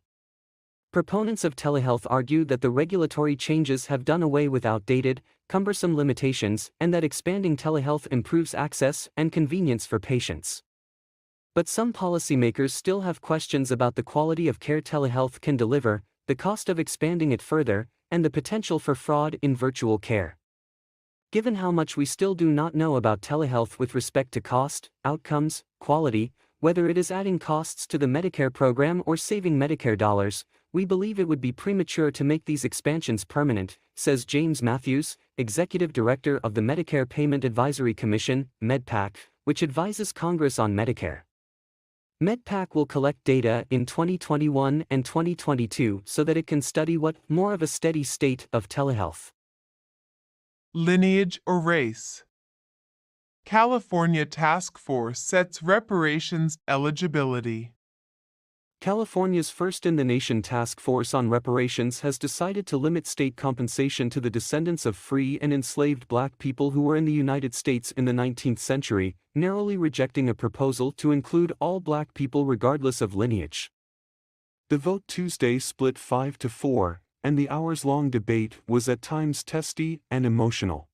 Near the end, the Reverend Amos Brown, president of the San Francisco branch of the NAACP and vice chair of the task force, pleaded with the commission to move ahead with a clear definition of who would be eligible for restitution.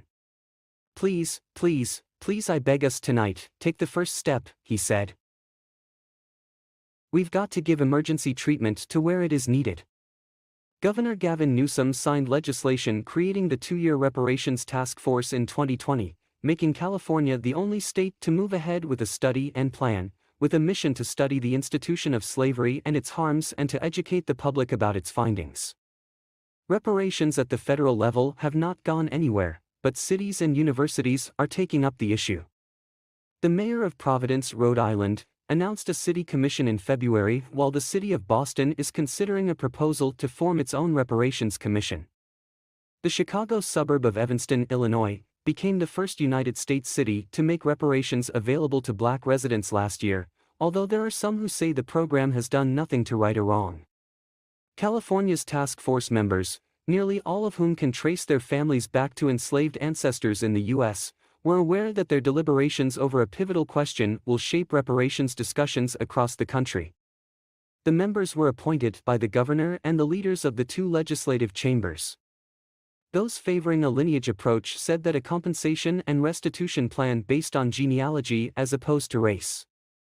Texas campaign scandal, theft, imposters, and alleged cover UPS.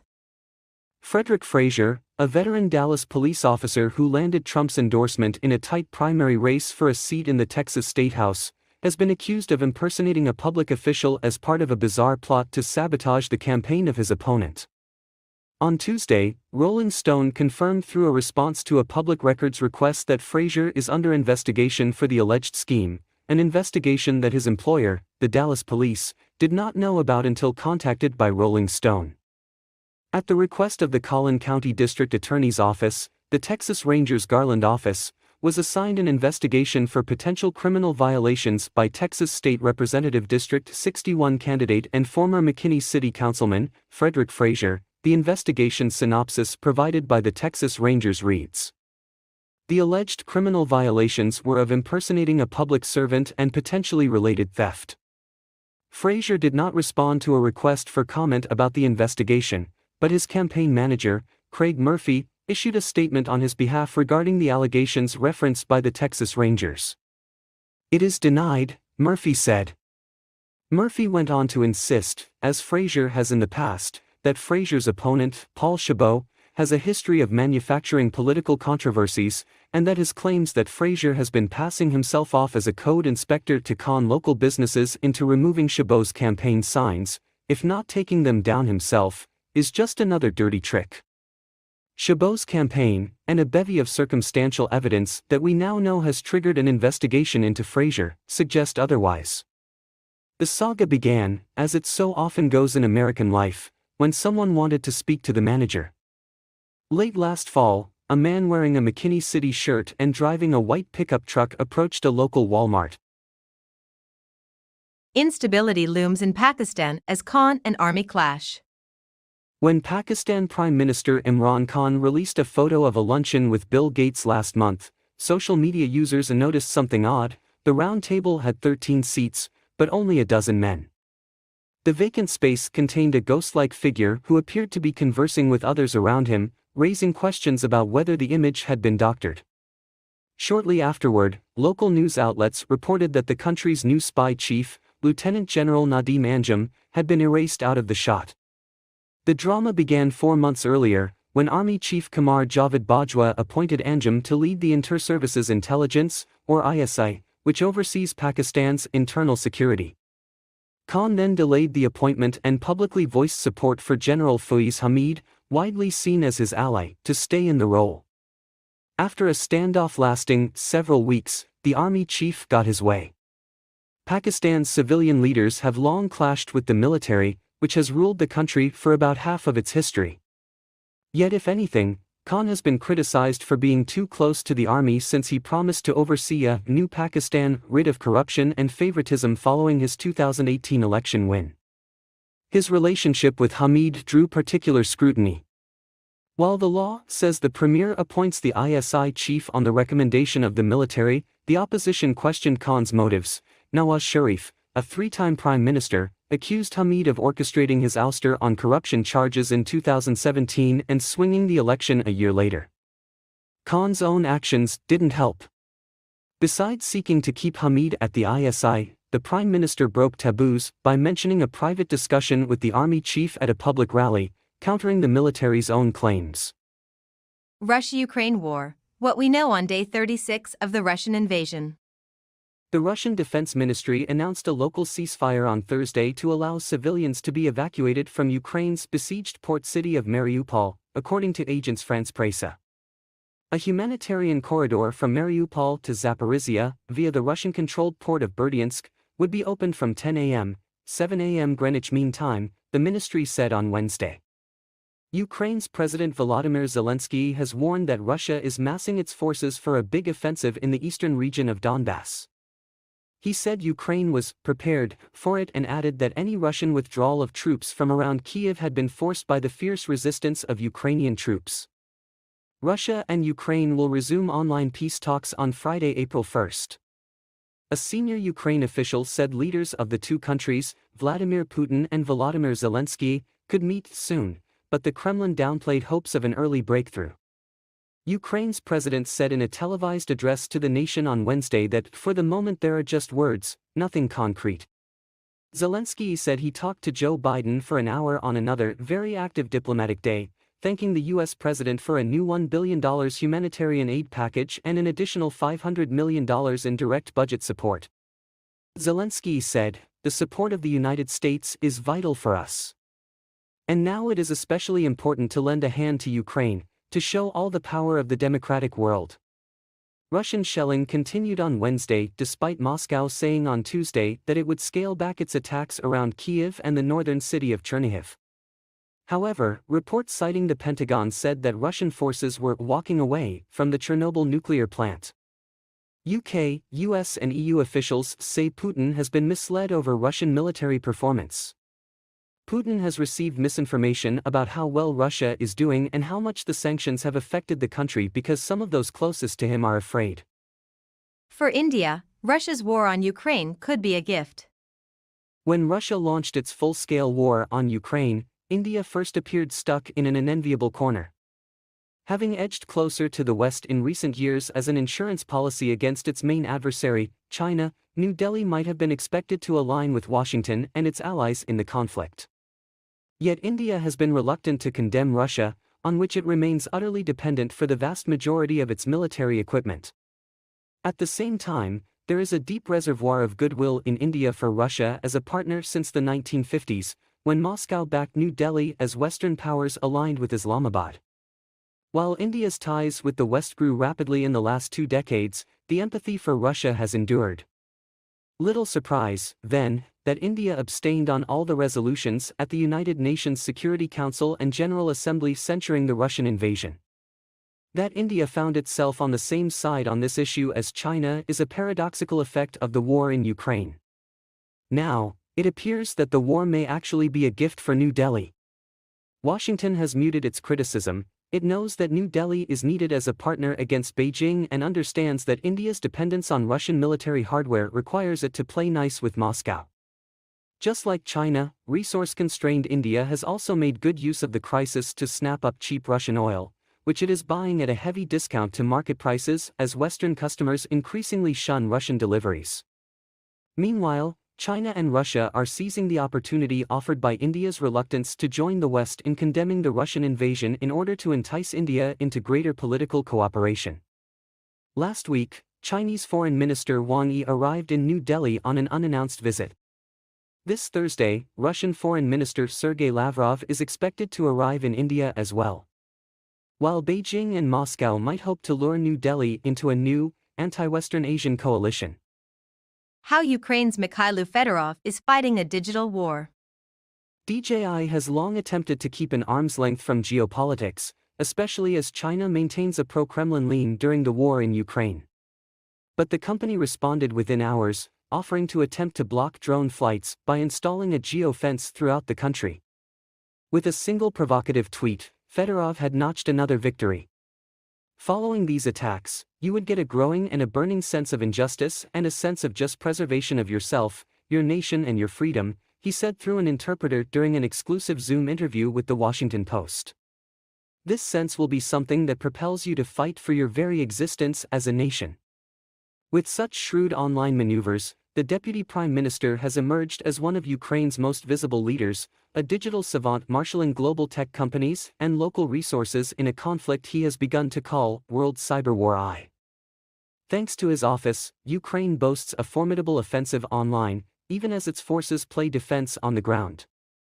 But while Fedorov gained fame using his Twitter as a cannon to pressure Apple, Facebook and other companies to build a digital blockade against Russia, his tactics now are evolving into a robust behind-the-scenes offensive as the war enters its second month. In recent weeks, his ministry has embarked on an extensive outreach campaign, sending more than 4,000 requests to companies, governments and other organizations, each one personally signed by Fedorov. His office is in touch with thousands of CEOs of smaller businesses, he said. And as American companies take steps to limit business in Russia amid public pressure and sanctions, Fedorov's team is focusing on an unlikely ally, large Chinese companies like DJI and Alipay, Russia's best hope for blunting the impact of broad economic sanctions leveraged by the West. Ukraine war is an opportunity for Europe to reform itself. Protecting Ukraine's independence against the unprovoked aggression of Vladimir Putin's Russia is the common cause of Western democracies. For European countries, this effort consists chiefly of military support for Ukraine, assistance for refugees, sanctions against Moscow, and plans to reduce the EU's energy reliance on Russia. The Europeans have so far displayed admirable firmness and speed of decision-making, but there is one area, touching on sensitive matters closer to home, that needs attention. The war presents an opportunity for Europeans to turn over a new leaf by conducting a more vigorous campaign in their own countries against corruption and abuse of the rule of law. As much as any rearmament program, this would make Europe's democracies more resilient in what is shaping up as not just a war over Ukraine but a longer-term contest with an abrasive, anti-Western Russia. The heavy economic costs of this contest are already apparent.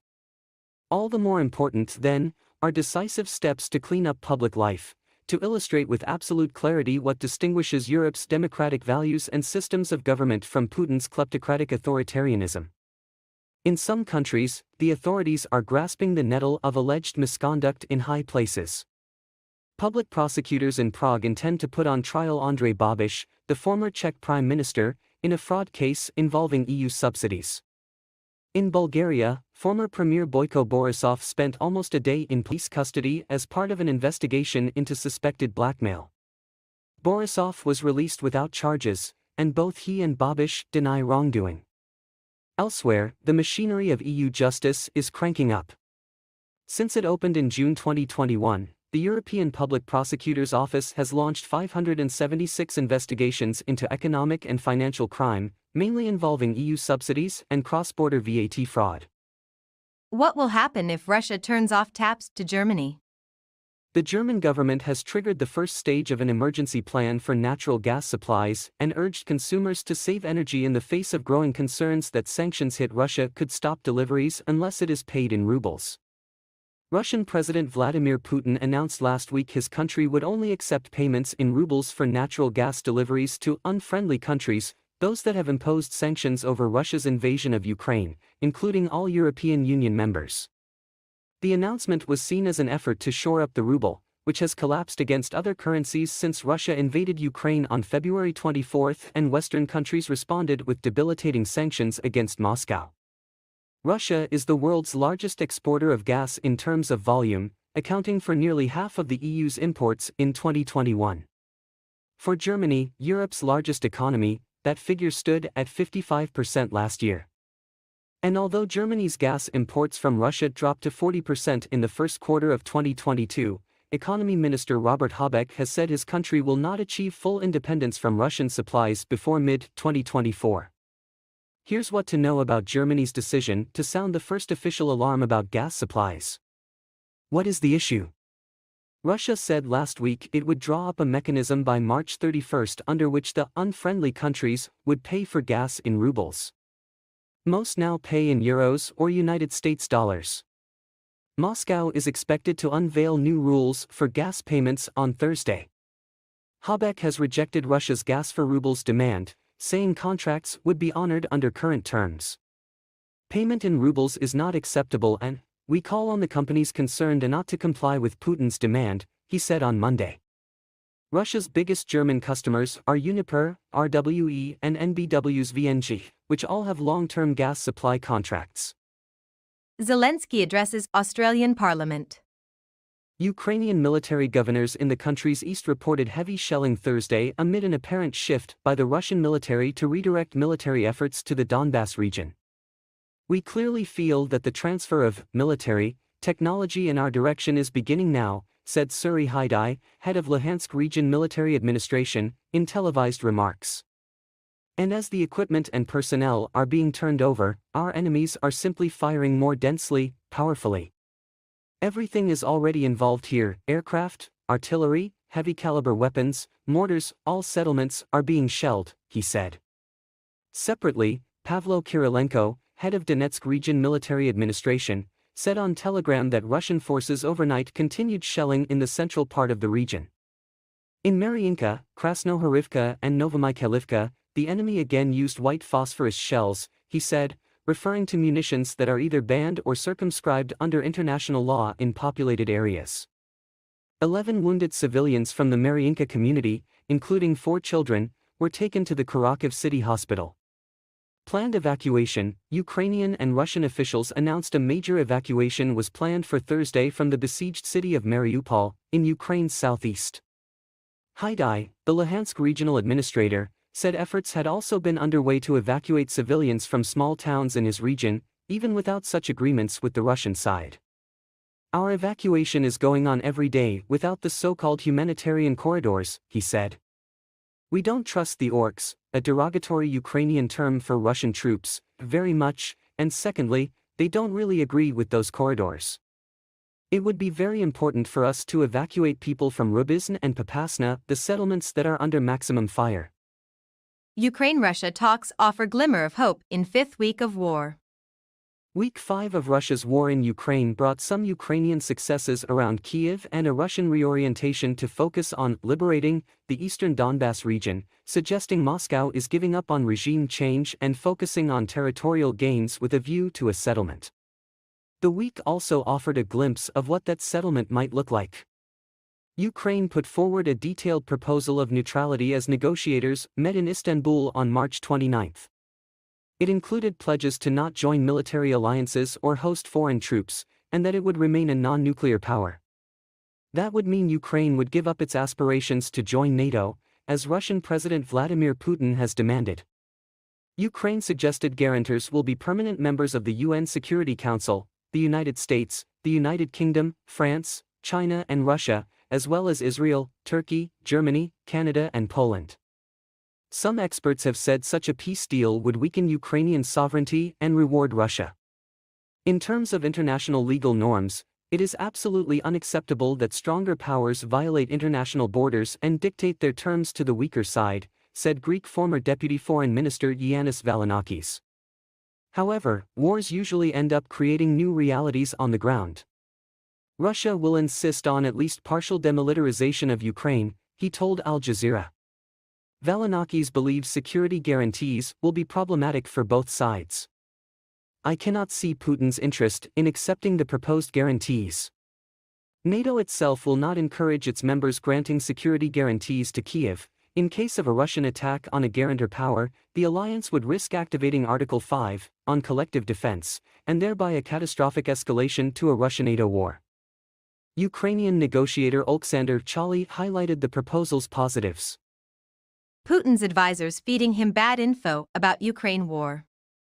A U.S. official told reporters Putin is being fed bad information about Russia's war with Ukraine. Putin is being misinformed by his advisors about how badly the Russian military is performing. The official said the advisors are too afraid to tell him the truth about Russia's failures. U.S. intelligence officials have determined that Russian President Vladimir Putin is being misinformed by his advisors about his nation's forces' poor performance in Ukraine, according to a U.S. official. Meanwhile, President Joe Biden told Ukrainian President Volodymyr Zelensky during a 55-minute call on Wednesday that an additional $500 million in direct aid for Ukraine was on its way. It's the latest burst in American assistance as the Russian invasion grinds on. A U.S. official, who spoke on the condition of anonymity to discuss recently declassified intelligence, said the intel finding indicates that Putin is aware of the situation on information coming to him and there is now persistent tension between him and senior Russian military officials. The Biden administration is hopeful that divulging the finding could help prod Putin to reconsider his options in Ukraine. The war has ground to a bloody stalemate in much of the country, with heavy casualties and Russian troop morale sinking as Ukrainian forces and volunteers put up an unexpectedly stout defense. But the publicity could also risk further isolating Putin, who U.S. officials have said seems at least in part driven by a desire to win back Russian prestige lost by the fall of the Soviet Union. Asked about the latest intelligence, Secretary of State Antony Blinken did not confirm the findings, but suggested that a dynamic within the Kremlin exists where advisors are unwilling to speak to Putin with candor. One of the Achilles' heels of autocracies is that you don't have people in those systems that speak truth to power or have the ability to speak truth. Russian President Vladimir Putin is likely being fed bad information by his top advisors about Russia's 5-week invasion of Ukraine because they are too afraid to tell him the truth about Russian failures in the war, a U.S. official told reporters, including NBC News and CNN. We believe that Putin is being misinformed by his advisors about how badly the Russian military is performing and how the Russian economy is being crippled by sanctions because his senior advisors are too afraid to tell him the truth, the official said, citing declassified intelligence. Putin didn't even know his military was using and losing conscripts in Ukraine, showing a clear breakdown in the flow of accurate information to the Russian president, the official added. The official also said the U.S. has information that Putin felt misled by the Russian military, CNN reported, describing persistent tension between Putin and the Ministry of Defense, stemming from Putin's mistrust in MOD leadership, the official added. Western officials told reporters on Tuesday that Russian elites will likely blame one another for Russia's disastrous progress in its war with Ukraine. Ukraine says Russia forcibly relocates thousands from Mariupol over the border. Most of the men were ordered to stay behind, including those with disabilities, she said. Only those few men who had to take care of big families with small children could leave. The soldiers moved a group of about 90 people to a local school, which still had some of its walls intact, and the next morning put them all on buses bound for an unknown destination. The young woman and her family were among several thousand residents of Mariupol who Ukrainian officials estimate have been forcibly relocated to Russia through separatist-controlled republics in eastern Ukraine. She described being taken to what the Russian army called a filtration camp, a vast military tent with rows of men in uniforms calling up civilians one by one. Each temporarily displaced person, as the soldiers referred to them, was photographed from all sides and fingerprinted. Then the Ukrainians were told to turn over their phones and passwords to another officer, who entered their data into his computer, including their phone contacts. The next step was interrogation. Satellite images and videos verified by the Washington Post show that in recent weeks, Russian-backed forces have begun building a camp in Bezemen in separatist-controlled eastern Ukraine. At all stages of the journey, we were treated like captives or some criminals. I felt like a sack of potatoes tossed around, said the woman, who spoke on the condition of anonymity because of safety concerns about a relative in Russia. You have no will. How can you resist this? Even if you have a chance to escape, everything around is destroyed, and there is nowhere to hide. After the Russians started shelling her Mariupol suburb in the early days of the invasion, the young woman and her family took shelter in an underground bunker. When she emerged into the light for the first time after 2 weeks, she said, she could barely recognize the landscape of her town. Ferocious fighting for Izium, the city that's like hell for Russian soldiers. On one of several roads that lead to a place called Izium, there is a sign with a spray-painted edition reading, Russian soldier, you've been sent to hell. It is a warning, and a threat, issued by Ukrainian troops after 3 weeks of ferocious fighting for this city of 50,000. It also serves as a reminder, amid the diplomatic chatter emanating from Istanbul, that the Ukrainian military remains steadfast and realistic after a number of positive-sounding pronouncements from the Kremlin's lead negotiator, Vladimir Medinsky. Ukraine Live News: Russia flies nuclear-armed planes into Swedish airspace. We saw Ukrainian troops fortifying the local road system, building barricades with concrete and blocks of granite. There were trucks loaded up with ammunition and anti-aircraft guns, driven in the direction of the front. We also passed hundreds of troops, perched on the top of armored vehicles, being transported in the same direction. Izium itself is now unreachable, and the villages that surround it have been flattened by Russian artillery and planes. We saw bomb craters that were as big as a house in a village called Oskil. We stopped to talk to a small group of Ukrainian soldiers several kilometers from the front. They told us we would need 9 lives to make it to the city. It is impossible to get there. If you are talking about our last position, on the road to Izium, everything that goes there explodes. Ukraine braces for fresh wave of attacks in east as Russia builds forces in Donbass.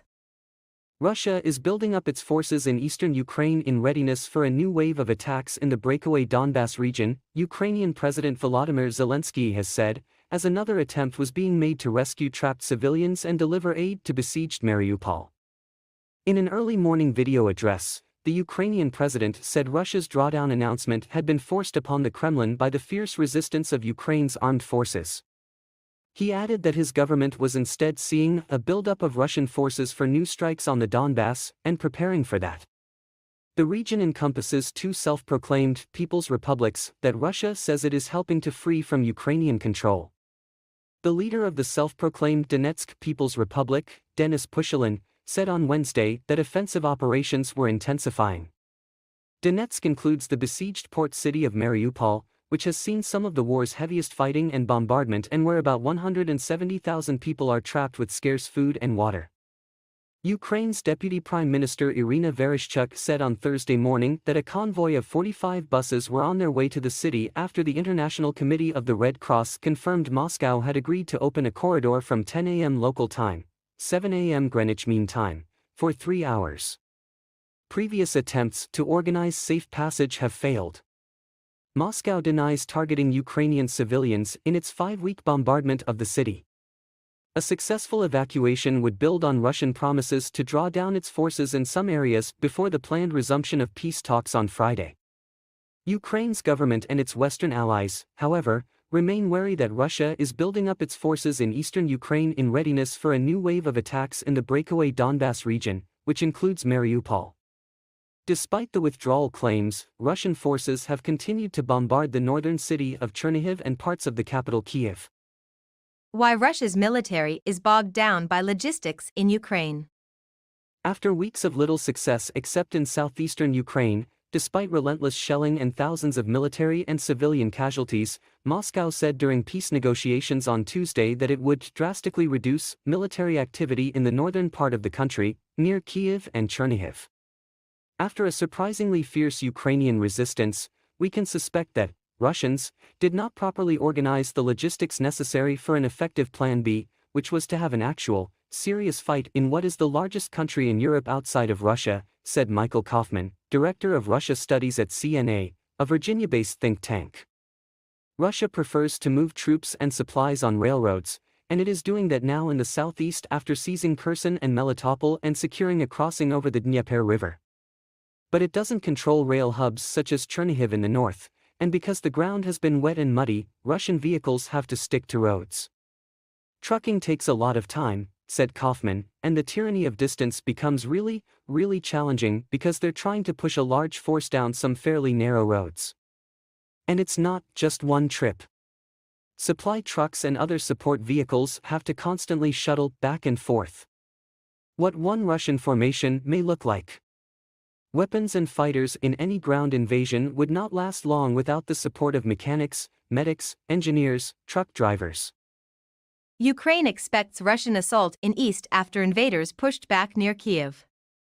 Ukraine prepares for fresh Russian attacks. Russian troops pull back from capital Kyiv. Economic impact of war felt. Gas supplies in focus. Lviv, March 31st, Ukrainian forces are preparing for new Russian attacks in the southeast region where Moscow's guns are now trained after its assault on the capital Kyiv was repelled, President Volodymyr Zelensky said on Thursday. 5 weeks into an invasion that has blasted cities into wastelands and created more than 4 million refugees, US and European officials said Russian President Vladimir Putin was misled by his generals about the dire performance of Russia's military. Tough resistance by Ukrainian forces has prevented Russia from capturing any major city, including the capital Kyiv, which it assaulted with armored columns from the northwest and east. Moscow says it is now focusing on liberating the Donbas region, two southeastern provinces partly controlled by separatists Russia has backed since 2014. In an early morning video address, Zelensky said Russian troop movements away from Kyiv and the northern city of Chernihiv were not a withdrawal but rather the consequence of our defenders' work. Ukraine was seeing a buildup of Russian forces for new strikes on the Donbas, and we are preparing for that, he said. That includes Mariupol, once a city of 400,000 people, where most buildings have been damaged or destroyed in 4 weeks of constant Russian bombardment and siege. A convoy of Ukrainian buses set out for the port city on Thursday to try to reach trapped civilians, Deputy Prime Minister Irina Vereshchuk said. The United Nations believes thousands of people have died there, many buried in unmarked graves. The past week has seen a Ukrainian counteroffensive, recapturing destroyed suburbs of Kyiv and strategic towns and villages in the northeast and southwest.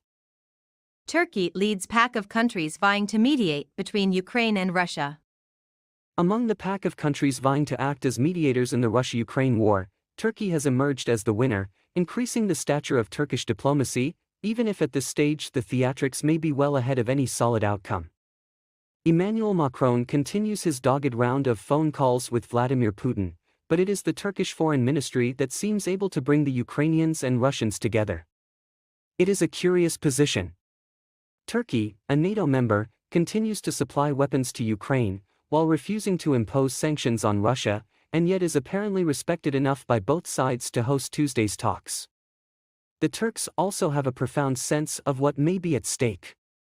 Speaking at the weekend in Doha, Ibrahim Kalin, the advisor and spokesperson to the Turkish president, Recep Tayyip Erdogan, spelled it out: once this is all over, there will have to be a new security architecture to emerge globally. How that global security architecture will be structured will shape the course of events for decades to come. Every step we take, every move we make to bring an end to this war will have an impact on that new security architecture. In short, this is a set of peace talks that could have reverberations not just for the combatants, but the world. It would also be wrong to think Turkey does not have its own point of view.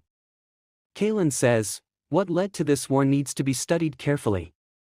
The power disequilibrium that has shaped the international order ever since the end of the Cold War over the last 3 decades has everything to do with the rise of this crisis and eventually the war we are trying to stop now. Although he said the war was unjustified and unprovoked, he added, whatever causes and grievances or security concerns Russia had going to this war have to be heard, not justified. We need to talk to Russia. If everybody burns bridges with Russia, who is going to talk to them at the end of the day?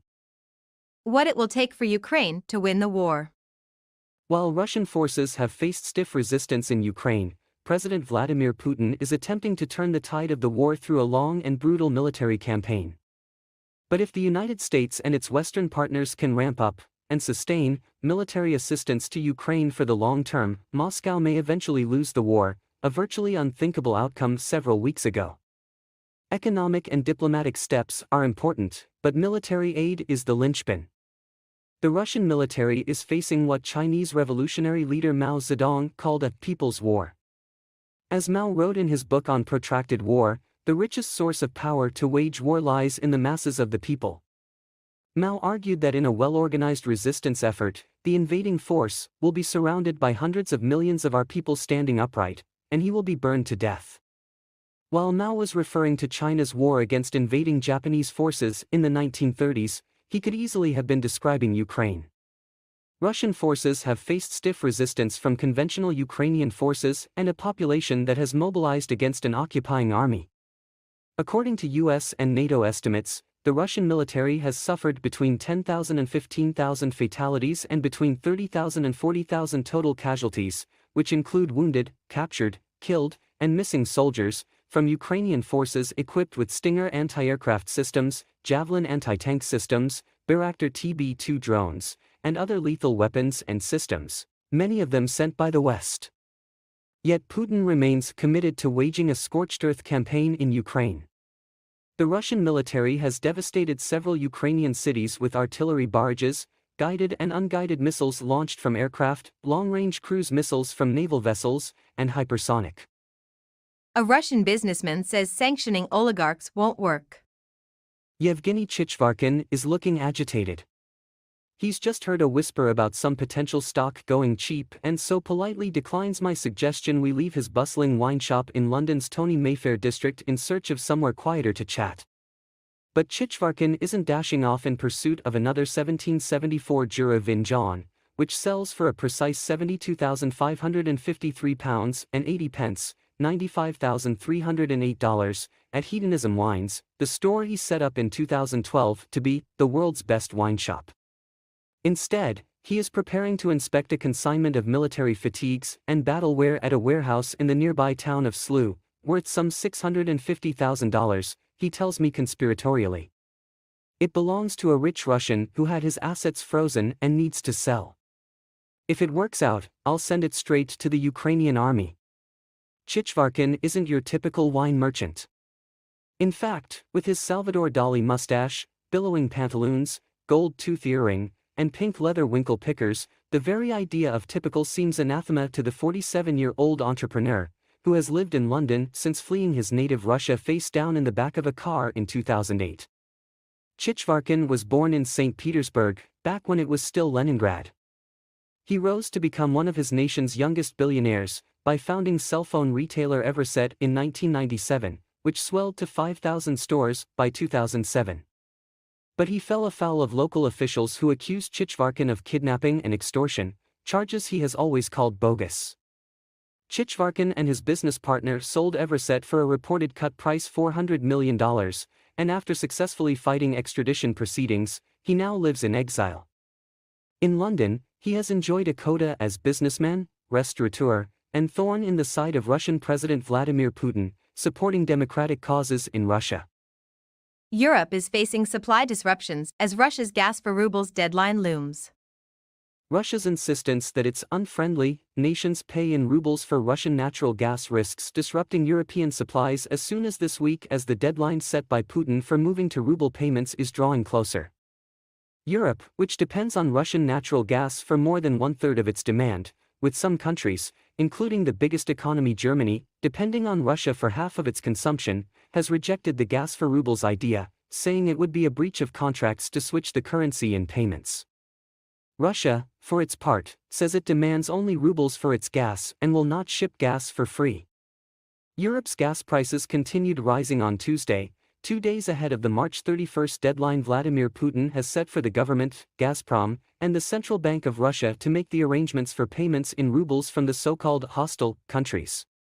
The Russian president, whose list of hostile states includes the United States, all EU member states, Switzerland, Canada, Norway, South Korea, Japan, and many others, ordered last week the central bank to develop a system for payments in rubles within a week.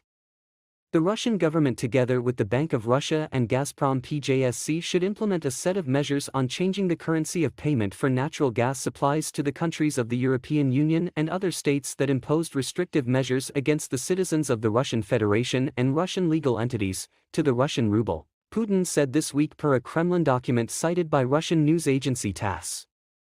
Putin has also ordered the Russian government to approve a move on changing Gazprom's current contracts to reflect the change in the currency to the Russian ruble. This should be done with supply volumes, prices, and price formation principles stipulated by contracts maintained by March 31. Russia's war against Ukraine has accelerated the doomsday clock. Since the start of the war in Ukraine, there has been a lot of speculation about Russia's military strategy and President Vladimir Putin's geostrategic aims. Indeed, it is still unclear what Putin wants, and Ukrainian President Volodymyr Zelensky's repeated offers of a face-to-face meeting have been rejected by Moscow, although that could soon change. In the meantime, the destruction of Ukraine continues unabated, while European countries and the United States ramp up military spending in what is perhaps the clearest indication yet that a new Cold War may be underway. The North Atlantic Treaty Organization, NATO, is reinforcing its Eastern Front, and there are no signs from Washington that the Biden administration is interested in engaging in constructive diplomacy to end the war in Ukraine. In fact, President Joe Biden is adding fuel to the fire by using highly inflammatory language against the Russian president. In the interview that follows, world-renowned scholar and leading dissident Noam Chomsky delves into the latest developments concerning the war in Ukraine, but also takes us into a tour de force exposé of extreme selectivity in moral outrage on the part of the US and, additionally, shares some of his insights into the contemporary political culture in the US, which includes the reshaping of the ideological universe of the Republican Party, political fervor and book banning. CJ Polychronia, Noam. The latest reports about the war in Ukraine indicate that Russia seems to be shifting its strategy, with an intent of partitioning the country like North and South Korea, according to some Ukrainian officials. In the meantime, NATO decided to reinforce its Eastern Front, as if Russia has plans to invade Bulgaria, Romania and Slovenia, while Washington not only continues to be mum about peace in Ukraine, but we heard Biden engage in some toxic masculinity talk against Putin in his recent visit to Poland. Russia has effectively admitted defeat in Ukraine. On March 25, the Russian Ministry of Defense announced that the first phase of the invasion of Ukraine was over. A mere month earlier, President Vladimir Putin had vowed to completely destroy Ukraine's military capabilities and to replace the Ukrainian government, which he claimed without any evidence was a neo-Nazi junta planning to commit genocide in Donbass. To that end, on February 24 the Russian army and airborne forces attempted a lightning assault on Kyiv and simultaneously launched offensives against Kharkiv, Sumy, Chernihiv, Kherson, Melitopol, Mariupol and on the line of contact in the Donbass region.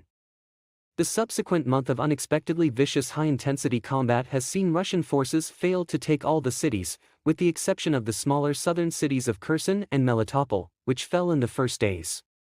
In return, the Russian army has taken extremely heavy losses, between 7,000 and 15,000 personnel killed and more than 2,000 vehicles visually confirmed as destroyed or captured. The new announcement by the Russian government is a direct response to these failures. It is an admission that, at least for now, Russia cannot return Ukraine to its control by force. Instead of regime change, denazification, according to Russia, the new claim is that Russia's goal is a more limited focus on taking territory and destroying Ukrainian forces in the Donbass. This is a serious crisis for President Putin's regime. To justify that special military operation against Ukraine, he has used extreme rhetoric and baseless claims of neo-Nazism and genocide in Ukraine for months. Since the invasion began, ordinary Russians have been presented with a barrage of themed pro-war propaganda, patriotic speeches and rallies designed to stir patriotic fervor. Putin gambled on Russian support for war in Ukraine.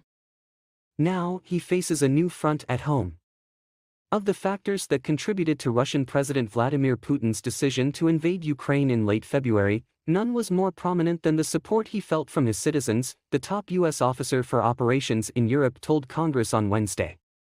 He was attempting to take advantage of fissures that could have appeared in NATO as a result of the post-Afghanistan environment, Air Force General Todd Wolters, commander of U.S. European Command, told the House Armed Services Committee Wednesday morning when asked about Putin's decision-making. I also think it has to do with his age and his efficacy. And all those combined together put him into a position where he elected to go at this time. But the overriding variable, in my view, Wolters added, is the fact he believes that he has popular support of his citizens. And, like the capability of the Russian military and the determined resistance of Ukrainian forces, it may be a factor he misread. The question of Putin's support at home has emerged as perhaps the most pressing variable facing Western officials as they decide how to proceed in Ukraine and effectively pressure on the aging autocrat. For them, a focus on ending the conflict in the former Soviet state has become as important as ensuring it doesn't spill over into a larger war, perhaps even with NATO as a whole. Putin has long enjoyed high approval ratings at home in part, Western analysts say, due to a murderous persecution of his political adversaries, tight controls on information available to the average citizen there and a staunch crackdown on displays of public dissent. Faced with the conundrum of successfully pressuring Putin, President Joe Biden and other leaders in Europe have directed particular attention on the unity of NATO countries. Russia bombards areas where it pledged to scale back. Ukrainian President Volodymyr Zelensky said he stressed to President Joe Biden that the war is at a turning point. He thanked the U.S. for an additional $500 million in aid announced Wednesday, but also said Ukraine needs more help to resist the Russian invasion. If we really are fighting for freedom and in defense of democracy together, then we have a right to demand help in this difficult turning point. Tanks, aircraft, artillery systems. Freedom should be armed no worse than tyranny, Zelensky said in his nightly video address to the nation, which he delivered standing in the dark outside the dimly lit presidential offices in Kyiv. The Russian military announced Tuesday that it would de-escalate near the capital and the northern city of Chernihiv in order to increase mutual trust and create conditions for further negotiations. But the announcement was met with deep suspicion from Zelensky and the West. Soon after, Ukrainian officials reported that Russian shelling hit homes, stores, libraries, and other civilian sites in and around Chernihiv and on the outskirts of Kyiv. Russian troops also stepped up their attacks on the Donbass region in the east and around the city of Izium, which lies on a key route to the Donbass, after redeploying units from other areas, the Ukrainian side said. Oleksandr Lomeyko, secretary of the Chernihiv City Council, said the Russian announcement turned out to be a complete lie. At night they didn't decrease, but vice versa increased the intensity of military action, Lomako said. 5 weeks into the invasion that has left thousands dead on both sides, the number of Ukrainians fleeing the country topped a staggering 4 million, half of them children, according to the United Nations. I do not know if we can still believe the Russians, Nikolai Nazarov, a refugee from Ukraine, said as he pushed his father's wheelchair at a border crossing into Poland.